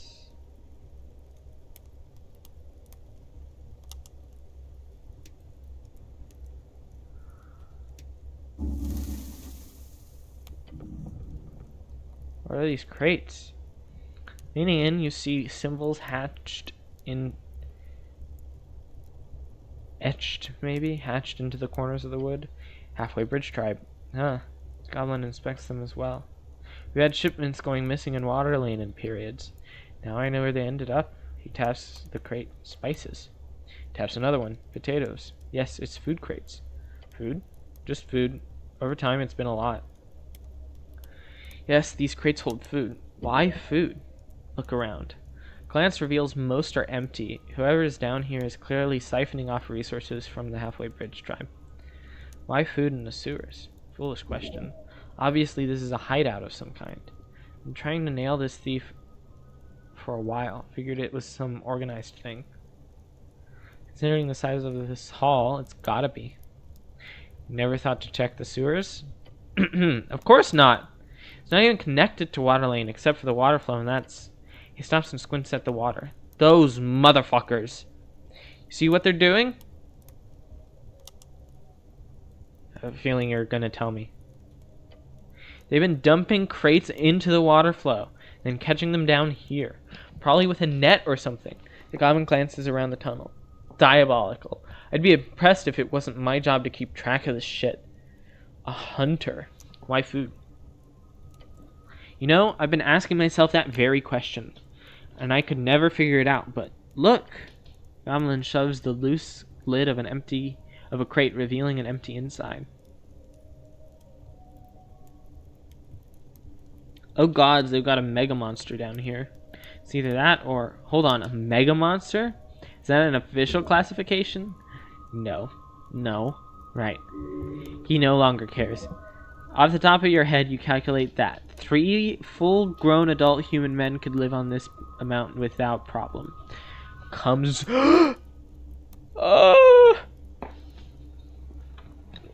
He's right here. He's right behind me, isn't he? This is making me hungry. Really? You? Why do you act surprised? I'm a human who eats food. That's normal. I am normal, Snell. Look normal. You do not. No, it's just... I haven't seen you eat anything but apples, I think. I think I ate some mushrooms off the walls, too. Right, not a pretty sight. But look, I just assumed you weren't the type to get hungry. Of course I do, I'm normal. Yep, totally normal. The most normal. Top normie. Right behind. He's right there, isn't he? So who do you propose? Should we keep guard and see if they come back? Possibly. We could also go get backup. I know we're on the tea shop mission, but this is kind of a big deal for the halfways. Lady Sageleaf will be happy to finally get this thorn cut. We don't have time for that, Snell. What do you mean? You do random shit all the time. Oh yeah, I do, don't I? Yeah, you do. So maybe we can take some time to deal with this. Yeah, maybe. Good. Your very flesh. Your companion gasps for air as he glances back. He watches as his entire being suddenly leaves his corporeal body. For an instant, he is not a goblin. He is a ghost. Kraid hungers. Turn around. The goblin is already on the move, his sling loaded, spinning, aiming. To see Hunt come to Kraid? How good. What is that? Or scramble to get ready. Scramble to get ready. You watch the hulking mass of flesh and wet scales rising from the shadows of the sewer. He's got a rat on his shoulder and a rat down here. It towers over you. Its gaping maw widened into what could be construed as a mocking smirk. Nat 20!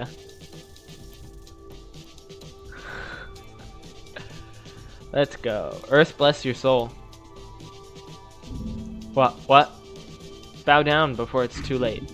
You are food. There's not much time. But if there's any chance to de-escalate, do it now.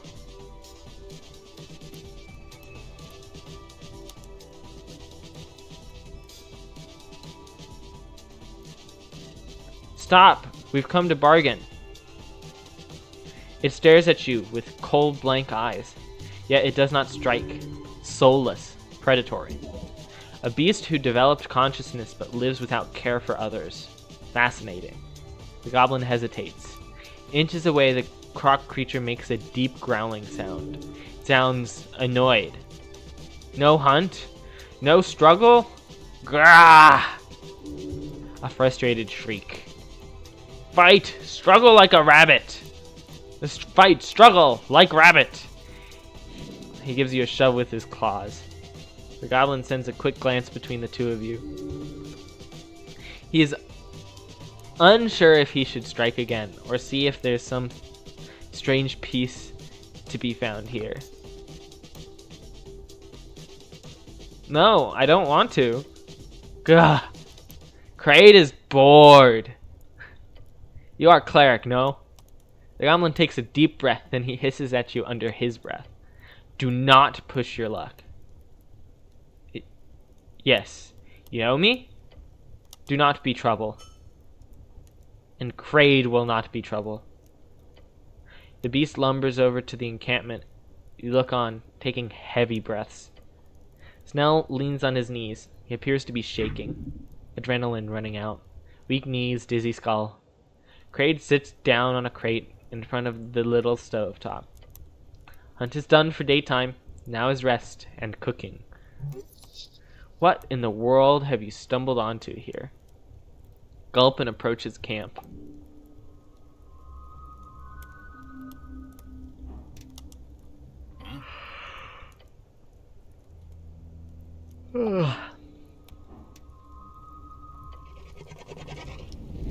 The hulking beast looks at you with deep hunger. Your gut biome quivers. Kraid greets human. Constitution, behold, that makes sense.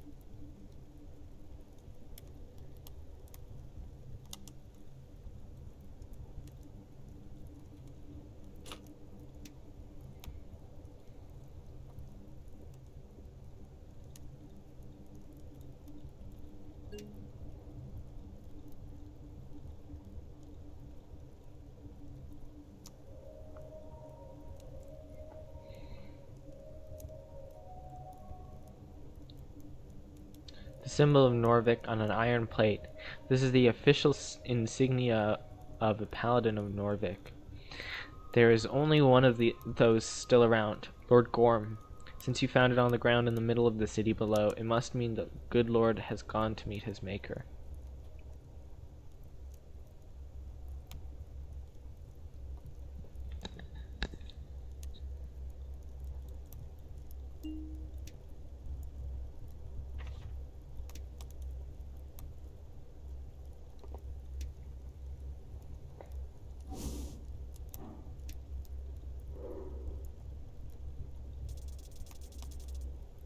Ah! Crocola's Folk. Level 11 Barbarian. A mad, flesh-eating beast of yore from the swamps of Heiji. Why he hasn't eaten you yet, you do not know. A masterful chef, his passion is cooking. Fried, stewed, pickled, boiled, Kraid knows all, and his palate is expansive, you included. His restraint is not from etiquette nor kindness. This is a monster spawned from generations of hunters inflicted by the bread mist of the Tree of Spirals. Hags. Hags made him. He is birthed from evil. 18 strength, 13 dex, 20 constitution, 11 intelligence, 12 wisdom, minus 7 charisma. Blah.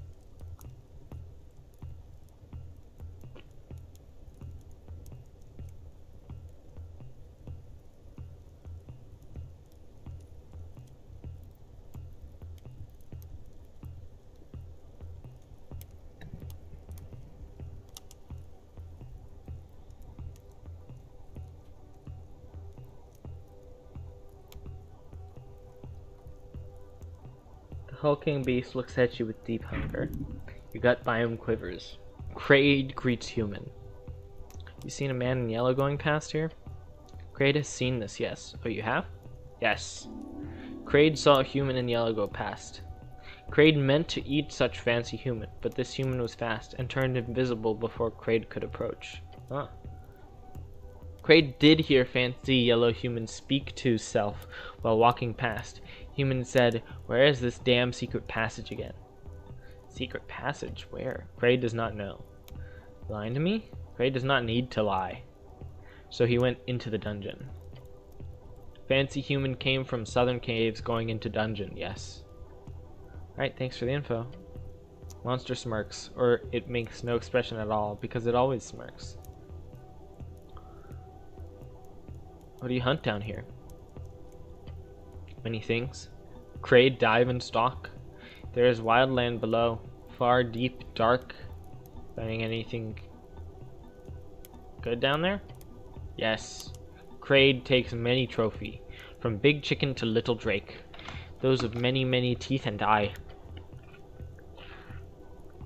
Most are not tasty, some vary. He glances at your companion. You. Goblin does a comically loud gulp. He tries to play it off. Nice. Little green men. You are not tasty. Not even fun to hunt.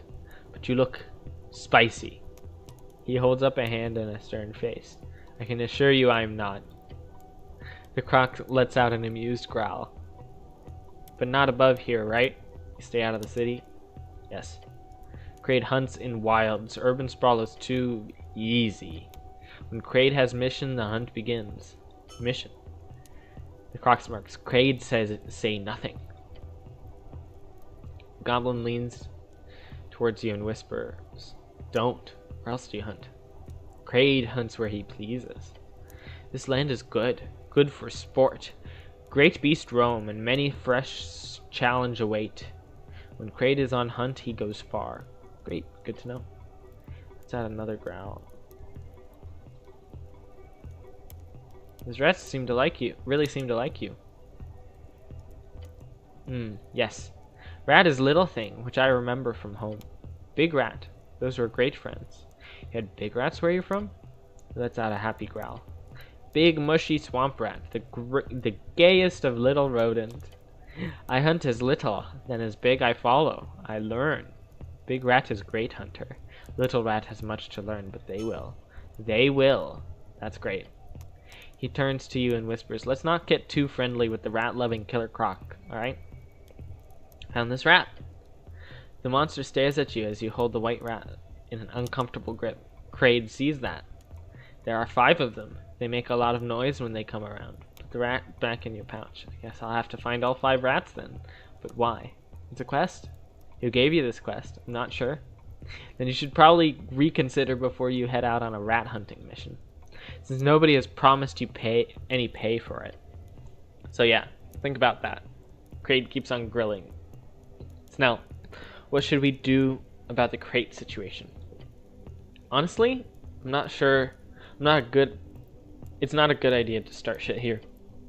The whole stolen shipments thing is an issue, yes, but the halfways do not have the resources to deal with this solid unit of a beast right now. What if I ask him to stop? The goblin gives you a surprisingly neutral expression. Politely? What, you don't think I could do it? The goblin shrugs.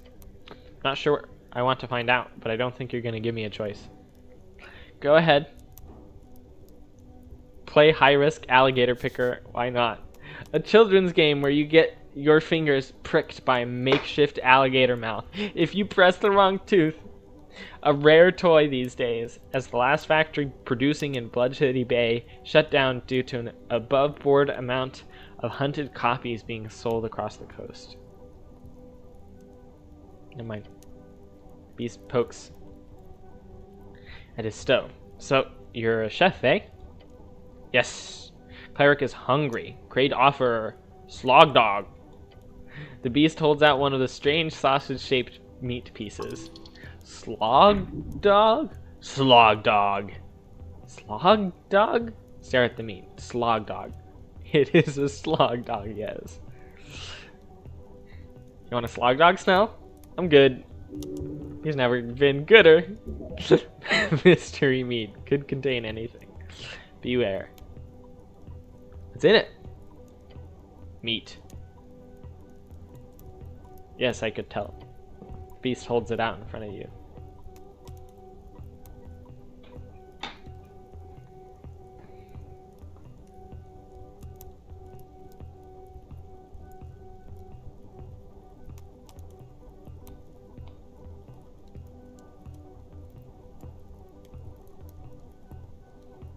Inspect meat first.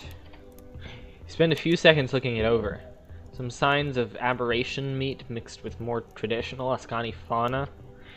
You can eat around the more poisonous flesh. At least it does not appear to be meat from any folk. Effortless. Eat the food.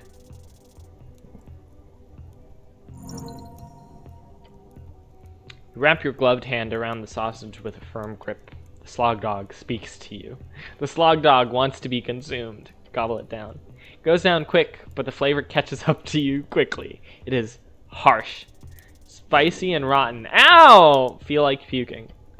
You groan. The flesh is down, but it might be coming up. Deep cackle escapes the maw of the beast. Kraid sees Cleric enjoy slog dog. Does Cleric feel benefit? Benefit?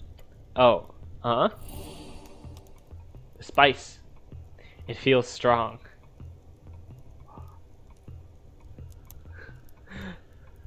Hi, Sim.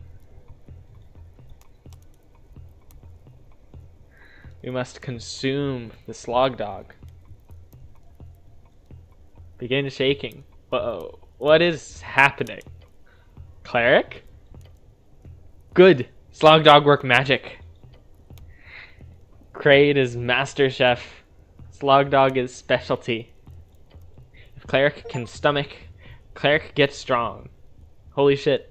I feel, you feel, as if the natural world is growing within your gut. A glorious unity between earth and mammal. The great wave of the primal sprouting, springing, dancing, kicking. You are now ready. Ready? You are now ready to join the wild of Ascani. This is your path, the natural path. You are a barbarian. Slam your chest uncontrollably. Snell covers one of his ears to protect his hearing. Cleric is energetic. How does Cleric feel? Take a breath. I feel perfectly okay. Average, even. Oh. Might be a first for you, I assume. Good. Kraid help cleric. Like Viskin say. Viskin. Kraid cannot say more. He gives you a wide smile. Cleric has friends. Has friend. Can you tell me more? The crocodile just smiles at you. Ominous. Not sure checking out Viskin is a great idea, cleric. Suggest staying away. Old lady would say the same. But hey, up to you. You should find out more. The pale man can teach you much. Can I get some slog dog? Kraid is glad to see cleric eat good. Slog dog is 5 coin. Cleric pay. What do you need money for, crocodile man? Tax. Oh. Tithe House is trouble. The tax collecting guild. Each district has its own. None of them are liked. Viskin will do good mission if tax is paid. Kraid assist. That's wholesome. Not really. Good. He might be a murderous monster, but at least he does not dodge the tithes. Purchase slug dog for 5 crowns. Cleric enjoy. Good for now. He puts his slug dogs away. Cleric has many. Kraid has many. Cleric return when hungry. Nod your head. A mystery meat, above all. The fact you can stomach it is proof of enough of your manhood, as well as the industrious health of your digestive tract.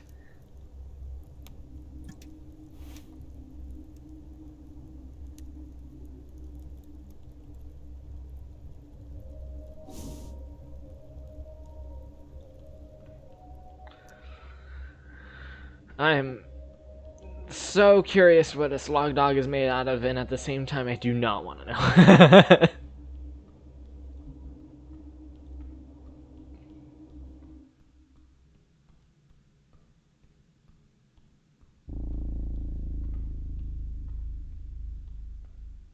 Okay, real quick. I'm gonna save. Save.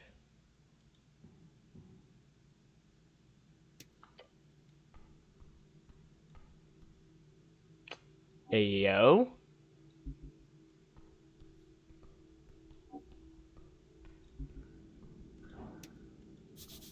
A massive statue of a minotaur. Oh, fucking shit, piss. The door closes behind you. Your companion lets out an audible gulp. Grzeltaba. Brzlacheni. Patiosani Solistvis. Snell, why did you let me go into this obviously terrifying chamber? Sorry? Or face the light with a straight back? Snell? It's... You're the cleric here! The words change tone and intensify, mimicking your own way of speech. 2 have stepped into the 5th chamber of trials. This will be your final and most mounting challenge yet, O champions of the host. If outside again you wish to see, answer me these questions 3, the answer of which I shall judge fairly upon thine soul. Who will take the first step? Damn it. Why'd you have to pick the scary red light cow room? What happens if I say the wrong answer? You will be cast into eternal peril. Do you have to answer all 5 questions correctly? 3 questions. 3 questions. 3. Okay, got it. Do I have to answer all 3 questions correctly? Answer me questions 3, the answer of which I shall judge fairly upon thine soul. Wait, are you a sentient type of trial guardian, or are you more of the magic mouth type? Who will take the first step? The statue obviously has a magic mouth cast on it. It is programmed to react to certain types of inquiries in the speaker's original tongue. Do not think about it too much. Answering the questions in a straight manner will do just fine with this barbaric setup. Can my goblin sidekick help out? The other will not interfere, or the trial is failed. The other will have a turn of their own.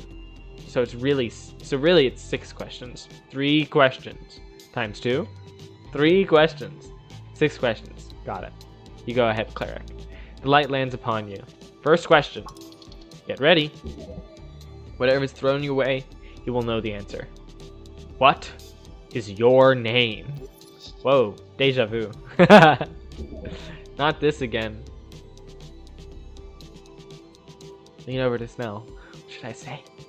Goblin thinks about it for a second, then whispers back. I don't think bovine folk are known for either trick questions or riddles, so... The light blinds you for a moment, and you feel the chamber shake. Oh, fuck! That was my answer? What is your quest? To solve the mystery of the tea shop that blew up. Again, the eyes of the cloud glare into a fiery beam. What is your greatest fear? To be abandoned. For a third time, you feel that rumble, along with the hot gaze of the Minotaur. It then turns to your companion. The chosen will be you. Snell, in response, gives a shocked scoff. That's easy. You can sense the relief pass over him. Yeah, this was pretty stupid. All that build-up for nothing. At least the cows know how to put on a show. Goblin stands up straight, facing the light. Go ahead, Guardian. Ask your questions. What is your name? My name is Snell. He enunciates perfectly. The eyes of the statue grow stronger once more. What is your quest? You catch him glancing to the side for a second. My quest is...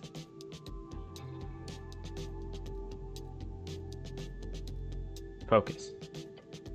He waves a claw at you. That means shut up. My quest is to serve Lady Sageleaf. Again it rumbles, and you get to the crescendo of that final third question. Nothing bad yet. Very nice. Now looks confident. What is the scholarly definition of numinism? His face drops. Panic. What is the scholarly definition of numinism? That depends. Arcane Era scholarly definition or Divine Era scholarly definition. If you had gotten this question, you probably would have short-circuited that magic mouth. Arcane Era, Divine Era, it doesn't matter. I can't give the answer to Snell.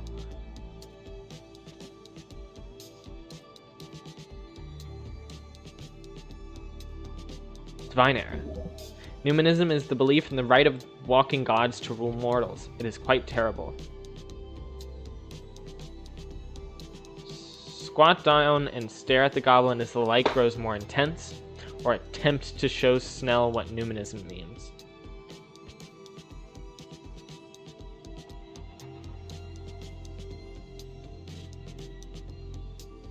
The goblin has his eyes fixed on you as you hold up your hands.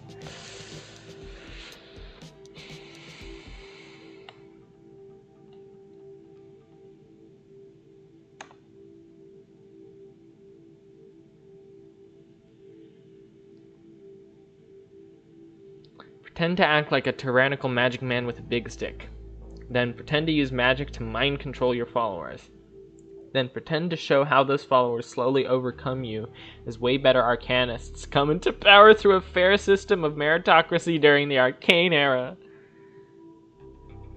Pretend to pray to Earth. Pretend to pray. Then pretend to be a big, strong Earth. Then pretend to show how people congregate into cultural units underneath God Kings during the Divine Era. His eyes are full of panic as you spend precious seconds waving your hands around. His panic overwhelms him. He is unable to even begin to focus on your attempt to communicate, unfortunately. He opens his mouth to speak, still staring at you, dumbfounded. What the fuck are you doing? Shit! Oh. Beneath you, a sea of spikes. Oh. Scramble to grab anything. No, no, no, no! Microseconds, that's what you've got. But somehow, you manage to stretch out, sprawl out, with your hands landing on rough stone and your feet. Well, let's just say, you're in a bit of a shitty position right now. Holy shit. Do not move. Want me to stay like this? Just a bit longer. Goblin attempts to take a step down your lower back. Your feet slip an inch. Whoa! Shit! Your entire body is quaking. You cannot hold this for long. This is an ab workout if I've ever seen it. Okay, new plan. Cast Spider Climb. Second level transmutation spell allows the target to move across vertical surfaces with ease and speed, turning their limbs sticky and powerful. I don't have spider climb prepared. You don't have spider climb prepared? Why would I have spider climb prepared? I don't know why. I don't know. Why would you? Can't think of a single useful situation for it. You used to have spider climb in your spellbook before the river took your collection. Alas, you will have to do this the brutish way. You're gonna die here. Hold out. Let him climb off. Wait, if you fail at holding on, won't that kill you right away? You will hold on. That is not the answer, buddy.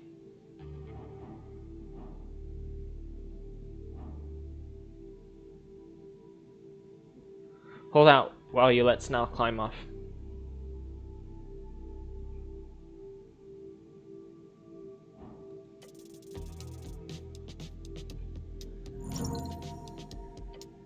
Tell him. You can hold. Snell, jump now, or do it. I can hold. Fuck it, fine. After a moment of deliberation, the goblin then scrambles up your back, using your helm as a stepping stone, and leaps for the edge of the pit. But the flesh is firm. His claw finds purchase on the stone. He pulls himself up. Okay, I'm out. A few agonizing seconds later, climb up the side. The voices start up again as you do. You have braved the pit of wrong answers. Breathe and stand. Wobbly but firm. You stand.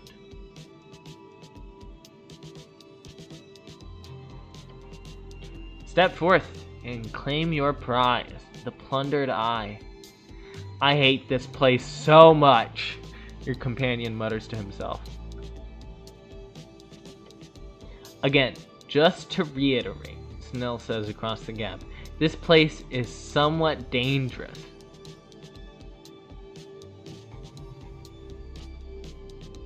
Divine rule. Numinism is when walking gods rule. You should have said the correct answer to the cow instead of the wrong one. That was a bullshit question. Mine were way easier.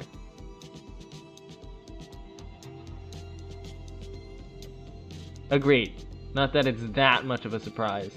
Esoteric bullshit talking statues tend to be filled with esoteric bullshit. Who would have thought? The statue is now entirely silent, and you hear an esoteric boom coming from the drawer between its legs. Well done! The Minotaur's riddles are properly conquered. They were not riddles. Strange exercise, but one you met well. Think of all the people who have met their end in a place like this. It is quite depressing. Awesome, let's see what kind of bling that cow is hiding. Let's check it out. Between the legs of the beast. Incense bowl. Recover a first level spell slot every 3rd hour. Plus int and wisdom minus charisma and con. And Jacinth, +1 strength, -1 intelligence. A chipped stone bowl. It contains several layers of ancient incense. If kept on your person, it grants a passive incense burn. It also makes you smell a bit wonky, of course. And the smoke is really bad for your lungs, but at least it's not addicting.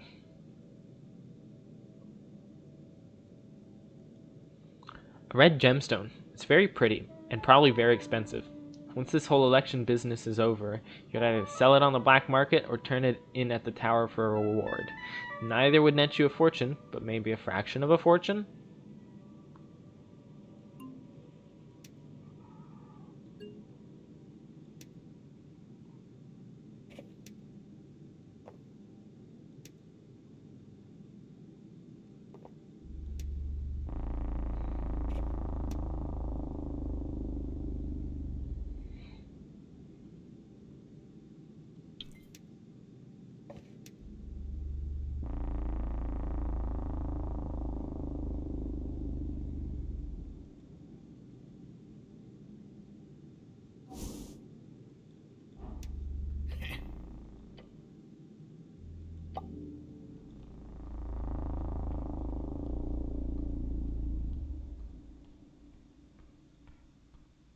Damn.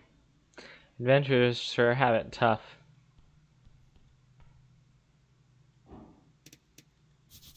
An unfortunate fellow.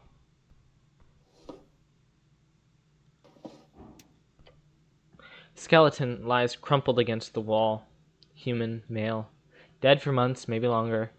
His armor has been stripped away. Only scraps of leather and cloth remain. Someone looted the corpse or something. Sad sight. The tunnels eat people. Consumed by rock and what once was ceiling. Examine the body. You kneel down to inspect the skeleton. No obvious wounds, no broken bones. He didn't die from violence. Starvation, maybe? Or thirst? Lost in the dark.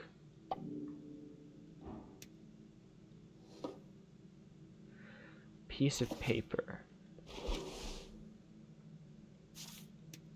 Some kind of adventuring log. Look at the wrinkled piece of paper. Its content half legible through grime and stains. An adventuring log. However, there is something about this ranting text that could prove useful. Read it. You squint at the faded text. Most of it is mundane, supply lists, coordinates, complaints, but at the bottom, something different, a passage written in another hand, older, more deliberate. The text shifts into a formal script. Dominus noster mox redibit posteri eius insidiantur. Magnus thesaurus esuthi intramuros sedis amisse iaset sub pedibus proditorum. Spiritum filii Aesus primogeniti inveniet cum eo locutus sum. Ossa eos captiva in illis arcanis aulis tenentur praesentia spurcae ducis goblinorum stabilita. Quam Dio illa terram illam tenet. Divinae reliquiae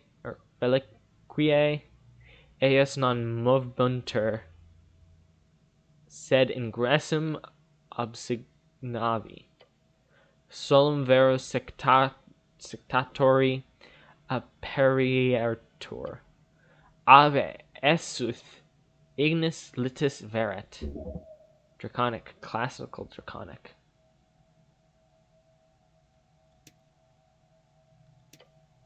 Cast the spell, touching the paper. The words shift in your mind, translating themselves. Our master will soon return. His descendants lay in wait.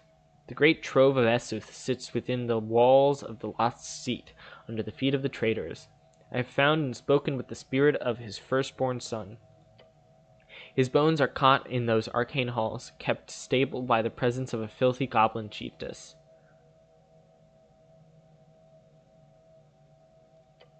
As long as she holds that ground, his divine remnants will not move, but I have sealed the entrance. It will only open for a true follower. Hail Esuth, may fire sweep the coast. A dragon cultist wrote this. These adventurers were hunting for it. And they failed, obviously. Hail Esuth, may fire sweep the coast. You say the words aloud, nothing happens. But you memorize them now, just in case.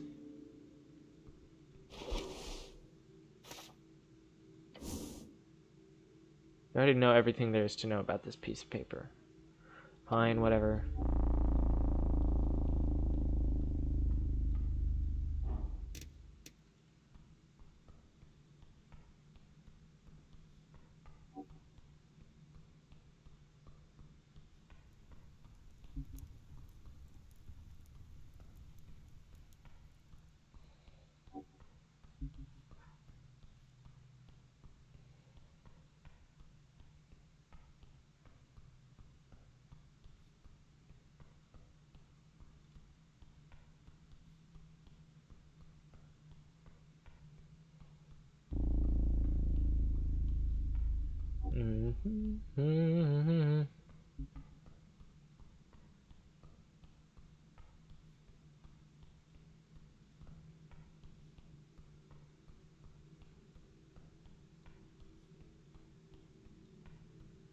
Alright, I think I gotta stop here. What a stream. I was gonna title the YouTube episode Mass Torsion, but given the conversation we had after it, I don't know if I can do that.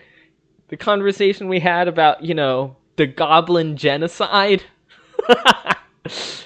I laugh, but like, Jesus Christ. What an incredibly written conversation. What a moving moment. So yeah, no, I cannot call the episode Mass Torsion. But yeah, I'll probably come back to this tomorrow. I'm very excited for that. But until then,